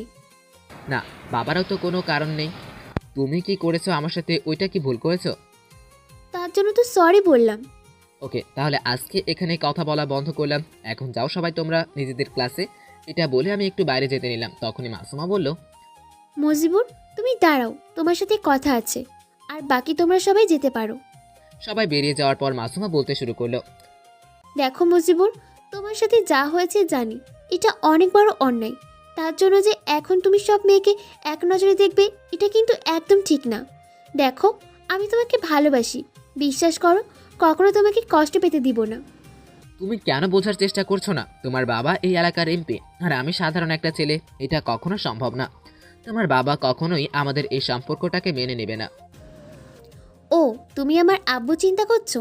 আরে, আমার কথা আব্বু কখনোই ফেলতে পারবে না। তুমি দেখিও, আব্বু অবশ্যই মেনে নেবে আমাদের এই সম্পর্কটাকে। এখন তুমি প্লিজ রাজি হয়ে যাও। ওকে ঠিক আছে, পরে ভেবে দেখবো। এখন চলি, একটু বাইরে যাব, কিছুক্ষণের মধ্যেই আবার স্যার চলে আসবে। মাসুমাকে আর কিছু বলার সুযোগ না দিয়েই আমি বাইরে চলে আসলাম। ক্লাস শেষ হওয়ার পর গেট দিয়ে বাইরে যাচ্ছি, এমন সময় দেখি রাস্তার মধ্যে মাসুমা দাঁড়িয়ে আছে। আমাকে দেখেই দৌড়ে আমার কাছে আসলো। তোমার নাম্বারটা দাও, কেন? কল দিয়ে কথা বলবো তাই। এখন আর কিছু জিজ্ঞাসা না করে নাম্বারটা দাও। আমি আমার মোবাইল নাম্বারটা ওকে দিলাম। ফোন নাম্বারটা নিয়ে ওর গাড়ি করে চলে গেল। আর আমি আর বিকিও বাসায় চলে আসলাম। এখন নিয়মিত মাসুমার সাথে ফোনে কথা হয়। তোর ভালোবাসা মনে হয় দিনে দিনে বাড়ছে। কলেজে তো আমাকে কোনো মেয়ের সাথে কথা বলতে দেয় না। যদি কোনো মেয়ের সাথে কথা বলি তাহলে ও মুখ ফুলে বসে থাকে। আরও অনেক কিছুই আছে। রাতের বেলায় সবাই মিলে খাবার খাচ্ছি, এমন সময়। মজিবুর, আমাকে গ্রামে যেতে হবে। কেন? কিছুক্ষণ আগে আম্মু কল দিয়ে বলল আম্মুর শরীরটা নাকি অতটা ভালো না, তাই আমি ভাবছি গ্রামে গিয়ে আব্বুর দোকানটায় দেখাশোনা করব। কিন্তু তোর পড়াশোনার কি হবে? যতটুকু পড়াশোনা করেছি ততটুকুই হবে। আগে আর আমি পড়ালেখা কন্টিনিউ করতে পারবো না রে। আর এখন আব্বুর শরীরটা ভালো না, তাই পরিবারের হাল এখন আমাকেই ধরতে হবে। ঠিক আছে, তোর যেটা ভালো মনে হয় তুই কর, কিন্তু যদি কখনো কোনো বিপদে পড়িস সবচেয়ে আগে তুই আমায় কল দিবি, কথা দে। ঠিক আছে, আর তুই কি কখনো গ্রামে যাবি না? যাবো, একদিন না একদিন তো গ্রামে যেতেই হবে, তাই না? আমার উপরে যে মিথ্যা অপবাদের দাগ লেগে আছে ওটাকে তো মেটাতে হবে। আর তুই কখন যাচ্ছিস? কালকে সকালে চলে যাব। টিকিট কেটেছিস কি? না, প্ল্যাটফর্মে গিয়ে জেনারেল টিকিট কেটে যাব। পরের দিন সকালে আমি বিকিকে রেলওয়ে স্টেশনে ছেড়ে দিয়ে আসলাম। এভাবে আরও 20 দিন কেটে গেল। এখন আমি কলেজে একলাই যাই। ঠিক আজকেও কলেজ থেকে বাসায় আসলাম। বাসায় এসে দেখি একজন মহিলা আর একজন পুরুষ সাথে একটা ছেলে বসে আছে ড্রয়িং রুমে। আমি ওদের পাশে যেতেই আন্টি আমাকে ডাক দিয়ে ওনার পাশে বসতে বলল। এই হচ্ছে আমার ছোট ছেলে মুজিবুর। কিন্তু আম্মু, ওনারা কারা? ওনারা তোর আপুকে দেখতে এসেছে। তুই যা উপরে গিয়ে দেখ তো তোর আপু রেডি হয়েছে কিনা। আমি উপরে এসে দেখি আপু সোফার উপর বসে আছে। আমি ওনার কাছে গেলাম। কি হয়েছে আপু, এইভাবে বসে আছো কেন? নিচে যাবে না? তারপর আমি আপুকে নিয়ে নিচে আসলাম। ওনারা আপুকে পছন্দ করলো আর বললো 1 সপ্তাহ পর আপুকে ওনাদের ঘরে নিয়ে যেতে চাই। রাতের বেলা আপু আমার রুমে আসলো। এত রাতে আপু তুমি রুমে কিছু বলবে কি? মুজিবর, আমি না এই বিয়েটা করতে চাচ্ছি না। কিন্তু কেন? আমি চলে গেলে আম্মুর কি হবে?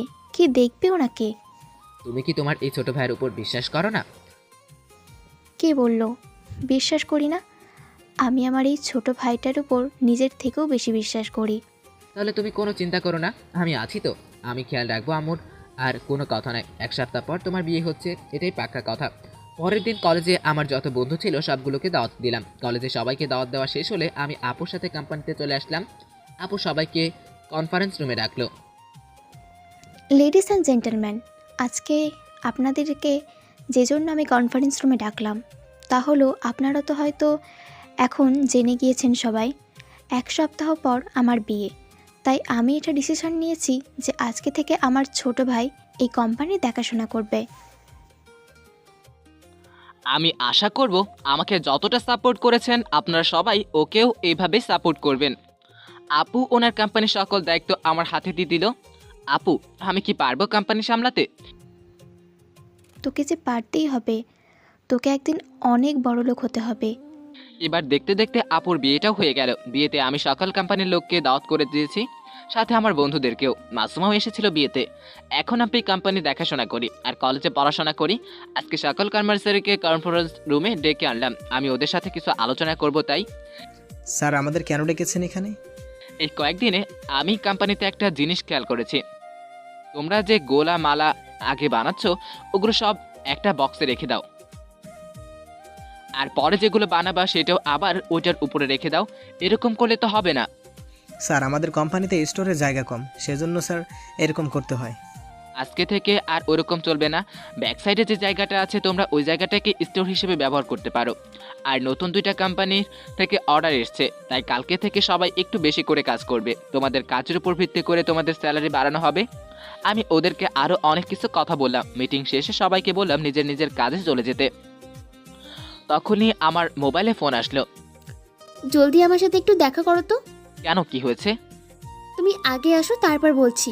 এই পার্কে চলে আসো। মাসুম একটা পার্কের নাম বলল। ঠিক আছে, তুমি অপেক্ষা করো, আমি আসছি। ম্যানেজারকে সবকিছু বুঝিয়ে দিয়ে আমি পার্কে চলে আসলাম। পার্কে এসে ভিতরে গিয়ে দেখি মাসুমা একটা বেঞ্চের উপর বসে আছে আর নিজের নখ কামড়াচ্ছে খাচ্ছে। কি হয়েছে এখন বলো?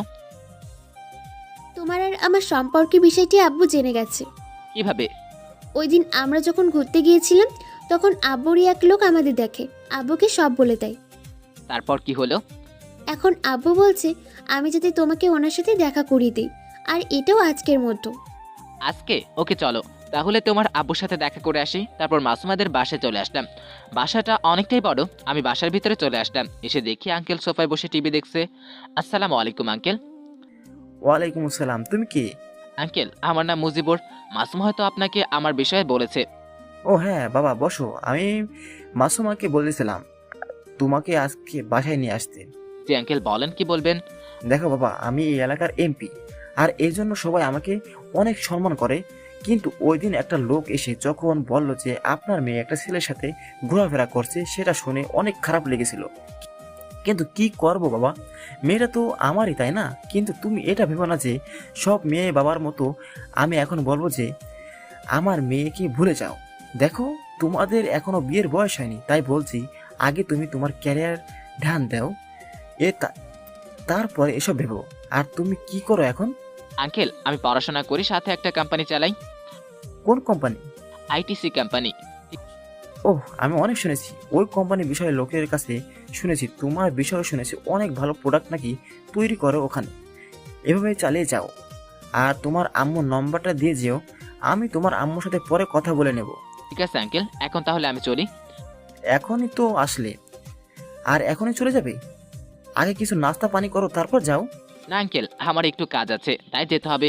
শুধু মাসুমা বলেছিল বলে জলদি করে চলে আসছি, তাই এক্ষুনি যেতে হবে। আজকে আসি আঙ্কেল, পরে অন্যদিন এসে নাস্তা করে যাব। আঙ্কেলকে মাসুমার মানে আন্টির নাম্বারটা দিয়ে চলে আসলাম। জানি না ওরা কি কথা বলবে। কলেজ কোম্পানি এসব দেখতে দেখতেই আজকে পুরো 3টি বছর চলে গেল। আজকে আমি অনেক বড় একজন বিজনেসম্যান। এসব কিছু হয়েছে আমার আপুর জন্য। আপু যদি আমাকে ওনার বাসায় না নিয়ে আসতো তাহলে হয়তো আজকে আমি এই পজিশনে আসতে পারতাম না। আর মাসুমা ও আমাকে অনেক সাপোর্ট করেছে, তাই হয়তো আজকে এই পজিশনে আমি। আর আমি এখন এয়ারপোর্টের সামনে দাঁড়িয়ে আছি, কারণ আপু দুলাভাই ওরা বিদেশ থেকে আসছে, তাই ওদেরকে রিসিভ করতে আসছি আমি। আপুর একটা ছেলেও আছে, ওর নাম রাজ, অনেক দুষ্টু। বাসায় আসলে পুরো বাসাটা মাতিয়ে রাখে। অনেকক্ষণ হয়ে গেল এয়ারপোর্টের সামনে দাঁড়িয়ে আছি, কিন্তু ওরা বের হচ্ছে না এয়ারপোর্টের বাইরে। তখন দেখলাম দুলাভাই আপু বের হচ্ছে। দুলাভাইয়ের কোলে রাজ। রাজের বয়স 2 বছর। ও এসে আমার কোলে উঠলো। আমি ওকে কোলে করে গাড়িতে গিয়ে বসলাম। গাড়ির মধ্যে আপু আর দুলাভাইয়ের সাথে কথা বলতে বলতে বাসায় আসতেছি। তখন দুলাভাই, কি শালাবু, বিয়ে করবে না নাকি? আর কতদিন প্রেম করবে বলো তো? এখন তো বিয়েটা করে নাও। আরে দুলাভাই করবো তো, আরো কিছুদিন পর আরেকটু ভালো করে প্রেম করে নেই, তারপর বিয়ে করব। আর তোমার কোম্পানি কিরকম ভাবে চলছে? তোমার কোম্পানির অনেক সুনাম শুনলাম তো। হ্যাঁ দুলাভাই, ভালোই চলছে। ওদের সাথে কথা বলতে বলতে বাসায় চলে আসলাম। বাসায় এসে তো কি বলবো আপনাদের, অবাকের চরম সময় পৌঁছে গেলাম। কারণ বাসার ভিতরে ঢুকে দেখি আব্বু আম্মু চম্পা ওরা বসে আছে, সাথে বিকিও এসে আছে। ওদেরকে দেখে তো আমার মুখের কথাই বন্ধ হয়ে গেল। কি বলবো ওদেরকে, কি না বলবো সেটাই খুঁজে পাচ্ছি না। আমিও ভাবতে পারিনি যে আব্বু আমাকে এইখানে দেখবো। ওদেরকে দেখে কি আমার রাগ করে থাকা উচিত নাকি ওদের সাথে কথা বলা উচিত সেটাই বুঝতে পারতেছি না। আমি ওদের সাথে কথা না বলে নিজের রুমে চলে আসলাম। কিছুক্ষণ পর আপু আমার রুমে আসলো। দেখ ভাই, ওরা তোর বাবা মা, তোর উচিত ওদের সাথে কথা বলার। কিন্তু আমি ওদের সাথে কথা বলতে চাই না। ওদেরকে বল এখান থেকে চলে যেতে। তোর মা বাবা ওনাদের ভুল বুঝতে পেরেছে, তাই তোর উচিত তাদেরকে ক্ষমা করে দেওয়া। প্লিজ ভাই চল, নিচে ওরা তোর জন্য অনেকক্ষণ ধরে নাকি বসে আছে। আমার আর আপু কথা বলার মাঝে আম্মু চলে আসলো রুমে। আমাকে ক্ষমা করে দে বাবা, আমি না বোঝাই তোকে অনেক কষ্ট দিয়েছি। আমি জানি আমি যা করেছি তা অন্যায়, তাও প্লিজ বাবা নিজের মা ভেবেই আমাকে ক্ষমা করে দে। তুই যদি চাস। আম্মু আর আব্বু দুজনেই এসে আমার পা ধরতে চেয়েছিল, তখনই আমি ওদের জড়িয়ে ধরি। কি করছো তোমরা এটা? তোমরা যতই বড় ভুল করো না কেন, তোমরা তো আমার বাবা মা, তাই না? আমি তোমাদের উপর একটুও রাগ করিনি। জানিস তোকে অনেক জায়গায় খুঁজেছি কিন্তু কোথাও পাইনি। ওই দিন যখন বিকি তোর সাথে কলে কথা বলছিল তখন আমি শুনে নেই ওর কথা, আর আমি বুঝতে পারি বিকি হয়তো তোর সাথে যোগাযোগ করে, তাই ওকে অনেক বুঝিয়ে শুনিয়ে ওকে নিয়ে আজকে এখানে আসলাম। তুই আমাদের ক্ষমা করে দিয়ে বাবা। আব্বু আম্মু ওরা দুজনেই আমাকে আরো অনেক কথাই বললো, সাথে চাম্পাও আমার কাছে ক্ষমা চাইলো আমার সাথে খারাপ ব্যবহার করার জন্য। ও সবাইকে ক্ষমা করে দিলাম আমি। তখনই বিকি এসে আমার হাতে একটা চিঠি দিল। কি এটা? তুই নিজেই পড়ে দেখ। আমি চিঠিটা খুলে দেখলাম আমার পুরনো স্কুল থেকে পাঠিয়েছে, সকল পুরনো ছাত্রছাত্রীদের নিয়ে কি যেন একটা অনুষ্ঠান করবেন। আমি পুরো চিঠিটা পড়লাম। তখনই আপু জিজ্ঞেস করলো, কিসের চিঠি এটা? বিকি তোকে এই চিঠিটা দিয়েছে? আমাদের স্কুলের হেড স্যার তোকে এটা দিতে বলেছিল। কখন? এখানে আসার সময় ওনার সাথে রাস্তায় দেখা হয়, তাই উনি এটা আমাকে দেয়। উনি কি করে জানলো তোর সাথে আমার যোগাযোগ আছে? একদিন দোকানে বসে তোর সাথে কথা বলার সময় স্যার সব শুনে নেয়, তারপর তোর বিষয়ে সব খোঁজ খবর নেয়। তো এখন বল, এটা কার চিঠি, কিসের চিঠি? এটা আমার পুরনো স্কুল থেকে পাঠিয়েছে। ওখানে ওরা সবাই মিলে কিসের জন্য একটা অনুষ্ঠানের আয়োজন করেছে, আর সকল পুরনো স্টুডেন্টদের ওখানে যেতে বলেছে। আমি এটা বুঝলাম না আমাকে কেন যেতে বললো, আমাকে তো ওই স্কুল থেকে বের করে দিয়েছিল। তাহলে সেটা তো তুই এখানে গেলেই বুঝতে পারবি। হ্যাঁ বাবা, তুই চল আমাদের সাথে, আমাদের গ্রামটা দেখে আসবি। কিন্তু আমি তো এখানে যেতে চাই না। তাহলে ওখানে নামটা শুনলেও তো আমার সকল পুরনো স্মৃতি মনে পড়ে যায়। কি করব এখন? আমি যাব কি যাব না? কোথায় যাওয়ার কথা হচ্ছে এখানে? আঙ্কেলের আওয়াজ শুনে সবাই পিছনে তাকালো। আমিও তাকে দেখলাম। আঙ্কেল মাসুমা ওরা দুজনেই আসছে। আঙ্কেল আব্বু আম্মুকে ছিলেন, তাই জিজ্ঞেস করলো আন্টিকে ওনারা কে। আন্টি আঙ্কেলকে সব খুলে বলল। মাসুমা যখন শুনলো ওরা আমার আব্বু আম্মু, তখন এসে আব্বু আম্মুকে সালাম করলো। বেঁচে থাকো মা, কিন্তু তুমি কে? এটা হচ্ছে আপনার ছেলের হবু বউ। ওরা দুজন দুজনকে ভালোবাসে, তাই ওদের বিয়ে আমি ঠিক করে রেখেছি। আপনাদের জানানো হয়নি, তার জন্য ক্ষমা করে দিন। আরে না না, কি বলছেন? আমার ছেলের বউটা তো দেখতে অনেক সুন্দর। তা মা, তোমার নাম কি? আমার নাম মাসুমা। আর মজিবুর, তুমি কোথায় যাবে? আমার পুরনো স্কুলের হেড স্যার স্কুলে রেখেছে, সকল স্টুডেন্টদের নিয়ে কি যেন একটা অনুষ্ঠান করবে, তাই। তাহলে যাও, গিয়ে দেখো। কিন্তু আমি কি করে যাব? সেদিন অপমানের পর কিভাবে যাব স্কুলে? দেখো, যা হবার তা হয়ে গেছে, আর এখন ওসব ভেবে লাভ নেই। আর হেড স্যার যখন নিজেই চিঠি পাঠিয়েছে তখন তোমার ওখানে যাওয়া উচিত। যাই হোক না কেন, তুমি তো ওনাকে অসম্মান করতে পারো না। ওকে ঠিক আছে, তাহলে আমি যাব। এখন চলো তোমরা সবাই খেতে, আমার প্রচুর ক্ষুধা লাগছে। তারপর সবার সাথে রাতে ডিনার করলাম। আর আন্টি আপুকে বললাম কালকে আমি আম্মু আব্বুর সাথে গ্রামে যাব। আর এটাও বললাম আপুকে যাতে কয়েকদিন এই কোম্পানিটা দেখে। আপু হ্যাঁ বললো তখন। আব্বু, আমিও মজিবুরের সাথে ওই গ্রামে যেতে চাই। প্লিজ আব্বু, তুমি না করো না। ঠিক আছে যা। ধন্যবাদ আব্বু।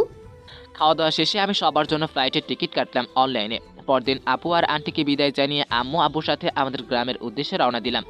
দুলাভাই এসেছে আমাদের এয়ারপোর্টে নামিয়ে দেওয়ার জন্য। এয়ারপোর্টে নেমে দুলাভাইকে বিদায় জানিয়ে আমরা সবাই ফ্লাইটে এসে বসলাম। মাসুমার সিটটা আমার পাশে পড়েনি, আমি জেনে শুনেই ওর সিটটা আলাদা কেটেছি। ও যদি আমার পাশে বসে তাহলে পুরো ফ্লাইটের জার্নিটাই জ্বালিয়ে মারবে, তাই। মাসুমা ফ্লাইটে উঠে আমার দিকে একটা রাগী লুক নিয়ে তাকিয়েছিল। আমি বুঝতে পেরেছি অনেক রেগে আছে। রেগে থাক, গ্রামে গিয়ে রাগ ভাঙাবো। ফ্লাইট ল্যান্ড করলো এয়ারপোর্টে, আর আমরা সবাই নেমে আসলাম। এয়ারপোর্টের বাইরে এসে দেখি আব্বুর যে ম্যানেজার আছে সে গাড়ি নিয়ে দাঁড়িয়ে আছে। আমরা ওই গাড়ি করে আমাদের বাসায় আসতে লাগলাম। চারদিকটা কেমন বদলে গেছে, অনেক দোকান হয়েছে গ্রামে। আমরা সবাই বাসায় পৌঁছে গেলাম। আম্মু ওনার বেগে থাকা চাবিটা দিয়ে ঘরের দরজা খুললো। অনেক বছর পর এই ঘরে আবার পা রাখলাম, অনেক ভালো লাগছে নিজের গ্রামে এসে। আম্মু মাসুমাকে একটা রুম দেখিয়ে দিল। মাসুমা আমার সাথে একটা কথা বলেনি ফ্লাইটে ওঠার পর থেকে। মাসুমা ওর ব্যাগ নিয়ে ওই রুমে চলে গেল, আর আমি চলে আসলাম আমার সেই আগের রুমে। রুমটা ঠিক আগের মতোই আছে, অনেক গোছালো। বুঝতে পারলাম আম্মু হয়তো রুমটা গুছিয়ে রাখতো। আমি আমার ব্যাগটা একটা চেয়ারের উপর রাখলাম, ব্যাগটা রেখে একটু বাইরে আসলাম। বাইরে দমকলের মধ্যে গিয়ে হাত মুখ ধুতে লাগলাম। যারা গ্রামে থাকেন তারাই বুঝতে পারবেন এই দমকল কি। হাত মুখ ধোয়া শেষে আমি আমার ঘরে চলে আসলাম।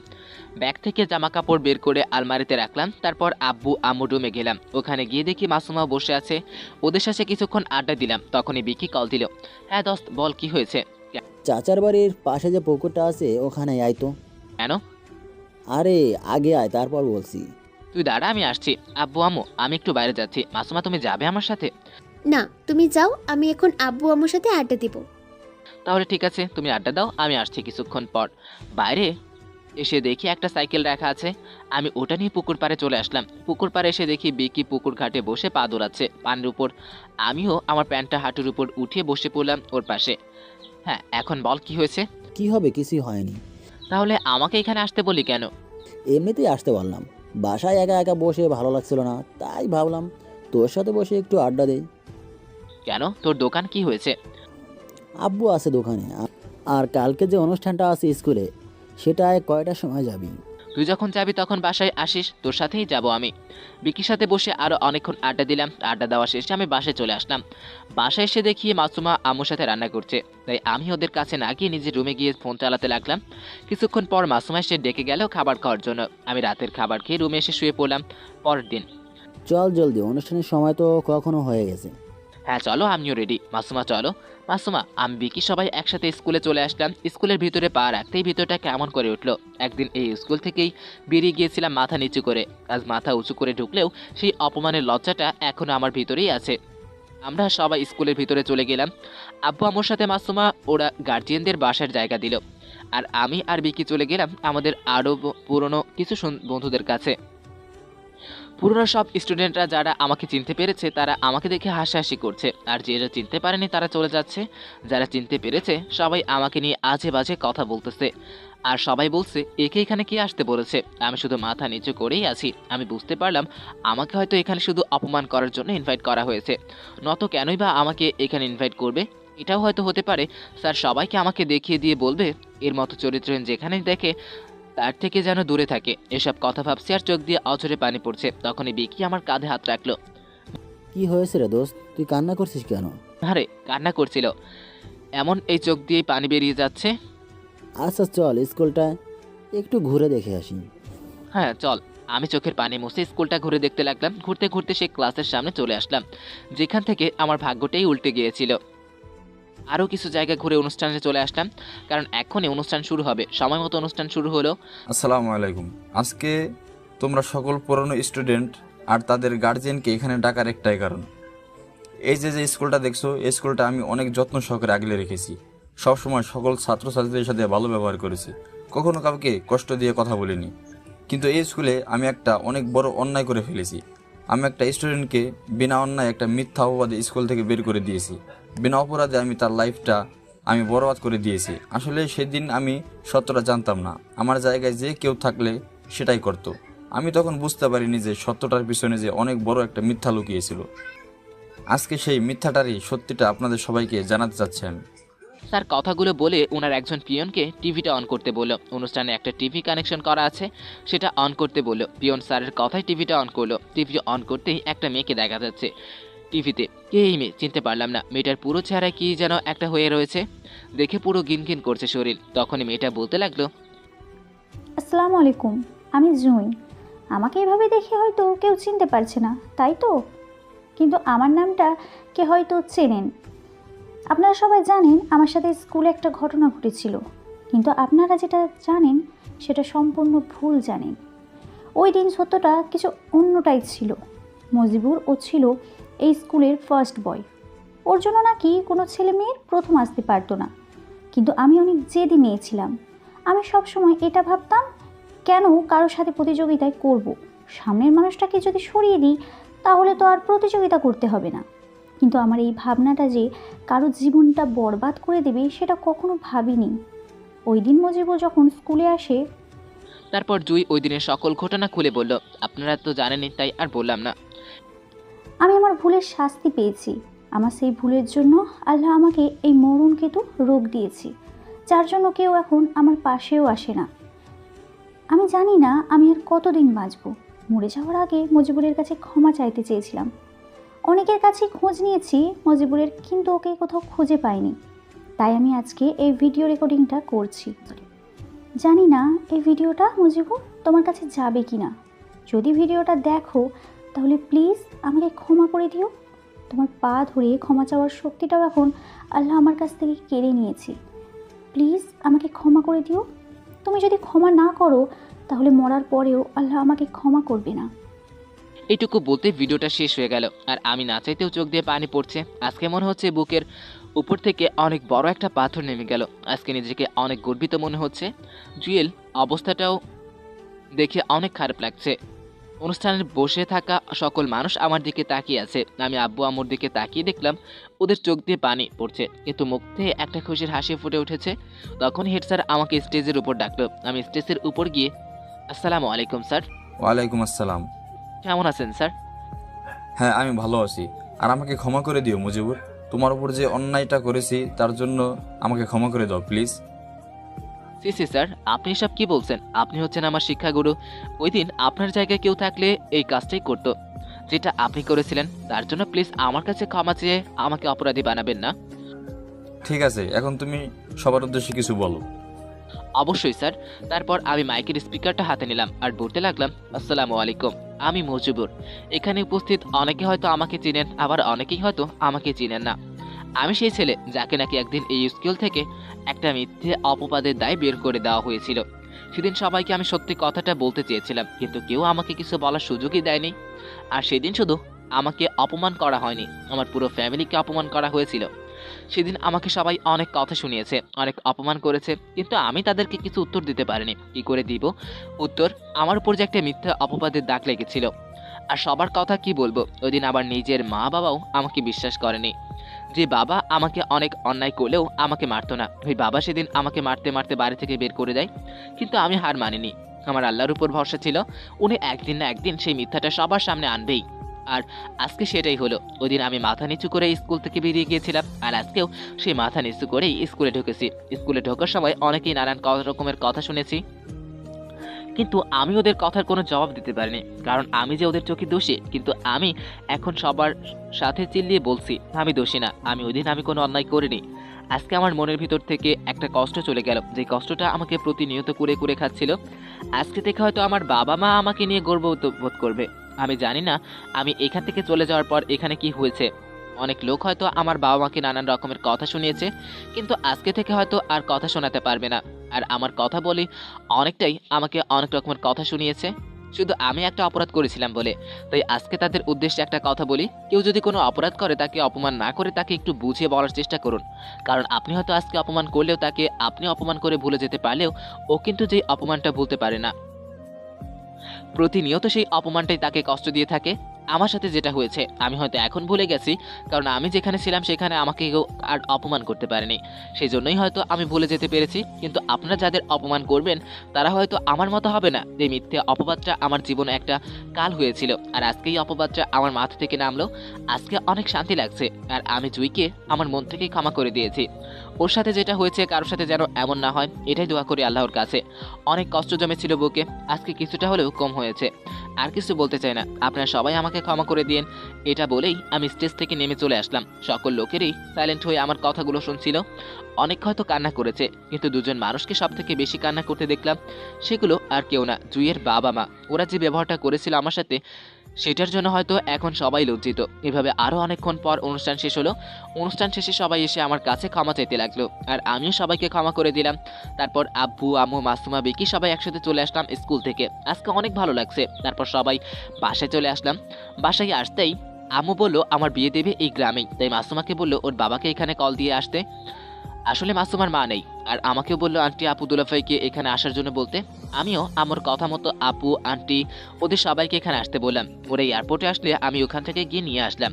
ওরা সবাই মিলে 2 দিন পর আমার বিয়ে ঠিক হলো। শুধু আমার না, সাথে আরেকটা বিয়েও ঠিক হলো, সেটা হলো বিকি আর চম্পার। বিকির আব্বু আম্মু চম্পাকে অনেক পছন্দ করে, তাই আম্মুর কাছে বলে আম্মু আর মানা করেনি। কিন্তু বুকি প্রথমে মানা করেছিল, কিন্তু আমি বুঝিয়ে বলার পর রাজি হয়ে যাই। যাই হোক, 2 দিন পর যখন বিয়ে, তাই আজকে সবাইকে নিয়ে আমি গ্রাম ঘুরতে বের হলাম। সবাইকে আমার গ্রামটা ঘুরে ঘুরে দেখালাম। তারপর সবাইকে নিয়ে আবার বাসায় চলে আসলাম। আজকে আমাদের বিয়ে, বাসাটা অনেক সুন্দর করে সাজানো হয়েছে। দেখতে দেখতে আমাদের বিয়েটাও হয়ে গেল। এখন বাসর ঘরে ঢোকার জন্য প্রস্তুতি নিচ্ছি। আর কিছু না ভেবে বাসর ঘরে ঢুকেই পড়লাম। বোকা দেখি মাথায় ঘোমটা দিয়ে সুন্দর করে বসে আছে। আমাকে ঘরে ঢুকতে দেখে আমাকে এসে সালাম করলাম। আরে না না, এইটা তো মুখ ফসকে বেরিয়ে গেছে। চলো না এখন আমরা বাসর করি। না, কোনো বাসর টাসর হবে না। কেন? এখানে আসার পর বলতে পারবে একদিনও আমার সাথে ভালো করে কথা বলেছো? তার জন্য সরি। না, সরি বললে হবে না। তাহলে তুমি এখন কান ধরে 100 বার উদ্বোস করবে। কি? অন্য কোন শাস্তি দেওয়া যায় না প্লিজ বাবু? না, আমি যেটা বলছি আগে সেটা করো। মাসুমা আরো কিছু বলতে যাবে, তখনই ওর ঠোঁটের সাথে আমার ঠোঁট মিশিয়ে দিলাম। ও প্রথমে ছোটাছুটি করছিল, কিন্তু কিছুক্ষণ পর ও নিজেও রেসপন্স করতে লাগলো। আস্তে আস্তে হারিয়ে গেলাম পবিত্র এক ভালোবাসার গভীরে। পরদিন সকালে মুখে পানি ছিটায় ঘুম ভাঙলো। আমি চোখ খুলে দেখি মাসুমা তার চুলের পানি আমার মুখে দিচ্ছে। কি হচ্ছে? কি আর হবে, আমি আমার বটের ঘুম ভাঙাচ্ছি। মুখে পানি না দিয়ে একটু চুমু দিলেও তো ঘুম ভাঙে যেত, তাই না? ঠেকা বসছে আমার চুমু দিতে। এটা বলে ও যখন চলে যেতে নেবে, ওর হাত ধরে এক টান দিয়ে আমার বুকের উপর নিয়ে আসলাম। কি যেন বলতেছিলে? ছাড়ো তো, চলে আসবে। কেউ আসবে না, সকালবেলা আমার রুমে কেউ আসে না। চলো না আরেকবার করি। কি? রাতে যা হলো। না, একদম না। এখন গিয়ে সবার জন্য নাস্তা রান্না করতে হবে। আরে নাস্তা রান্না করার জন্য তো আম্মু আপু ওরা আছে, ওরা করবে। তারপর মাসুমার সাথে আরো কিছুক্ষণ দুষ্টামি করে উঠে পড়লাম। এভাবেই কেটে গেল গ্রামে অনেক দিন। আজকে আমি আপু আন্টি মাসুমা ওদেরকে নিয়ে আবার আপুদের বাসায় চলে আসার জন্য বের হচ্ছি। আব্বু আম্মুকে সালাম করে চলে আসলাম। আম্মু আরো কিছুদিন থাকতে বলেছিল, কিন্তু ম্যানেজার কল দিয়ে বললো কি যেন একটা মিটিং আছে, সেজন্য আর্জেন্ট আসতে, তাই আজকেই চলে যাচ্ছি। এভাবেই চলছে আমার জীবন। অনেক সুখে আছি এখন। প্রত্যেক মাসে 1 থেকে 2 বার গ্রামে আছি, আব্বু আম্মুদের সাথে থাকি।